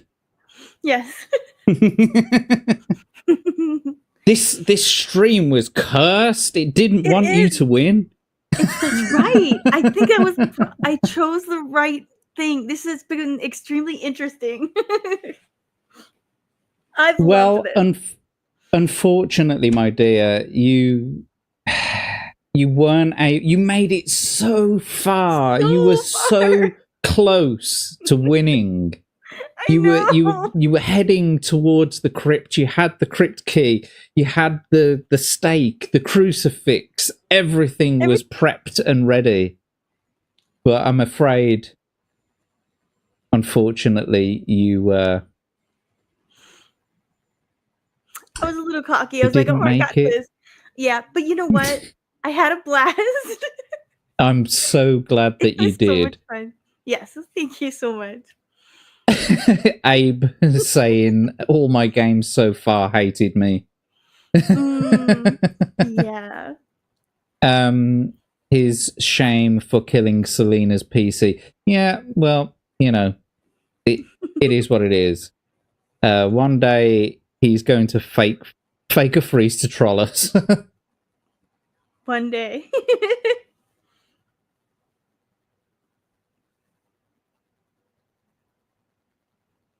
One day. I was like, wait a minute. Did he? That was good. I did. That was good. I have a lot of practice at sitting still. Because I freeze so often. I just sit still so you can't tell whether or not I'm frozen. That's smart. She did better than I would have. Who knows? Who knows? It's the luck of the roll. That's right. That's why it's such a lot of fun. So, Selena, have you enjoyed yourself tonight? So much. So much. I had a great time. Yeah. I loved it. Would you suggest this game to other players? Absolutely. If you guys haven't played, ask Jack to be a part of this. This is so much fun, and he's a great narrator. It just brings it to life in your head. That's what I mean. I see it as a movie, and it's just it was perfection. I really had a blast. I'm so glad you've enjoyed yourself. I did. We are going to be bringing the stream to a close shortly, but before we do that, Selena, please shill your wares. You can find me on the Weekly Rogues Gallery on Iron Oxide's channel. I'm actually a producer over there. Special thanks to Jack. He used to be our producer, but he had, given me the knowledge that I needed to. And I'm trying my best. Okay, I'm not Jack, but you do great. I'm trying. We're doing really well over there. Trying to build up the subscribers to 500, at least reach to 500. As soon as we can, but you're not far off now. No, we're really not. I think we're like 580. No, 557 is the last time I looked. So yeah, if you could go subscribe, hang out over there. Our show starts at 5:30 p.m. PST. In March, we're trying to look to do another show during the week. So look out for that. Other than that, I'm gonna be on Dara's channel. Daramuth, is that how you say his name? Yeah, Daramuth. Yeah, I'm supposed to be there, I believe, on the 4th of next month. I'm pretty sure. I might have to like reenact, but you can go on my X and figure out when I'm going to be on things. But that's where you can find me. And thank you so much for having me. I've had a blast. It's been a pleasure to have you on. You've been so much fun as a guest adventurer, and I really hope that you can come back again sometime soon. I would love that. Thank you. For now, though, I'm going to say goodbye to you, and so say goodbye to the chat as well. I'm going to put you in the back, and I'll come and speak to you in a short while. No problem. Thank you so much, Selena. Bye. And you can find me on Twitter at JackTarLad, and on Tuesdays, don't forget that we've got the Grand Theft Auto Vice City game streams at 10 o'clock GMT. That's 4 p.m. Central. And next week, we have the wonderful Horror Amarata, the abysmal critic, the tentacled Cthulhu creature that she is. And she will be our guest adventurer in another episode of Read and Roll. So please come and join us then. Big thank you to everyone who stuck around and stayed with us in the chat. Bendover, Crimson Shadow, Legatus Legionis, Abe, Grizzled Entertainment. There are so many others. Tomby was here. Rhoda was here. Who else have we got? A Tiny But Fierce. Iron Oxide was here. Steve. Thank you, everyone, for joining us this evening. I've had such a blast in this episode. But and I do apologize for all of the glitches that we've experienced over the last 3 hours. It's been a bit of a weird one. However, thank you very much. And until next time, take care. Have a good night.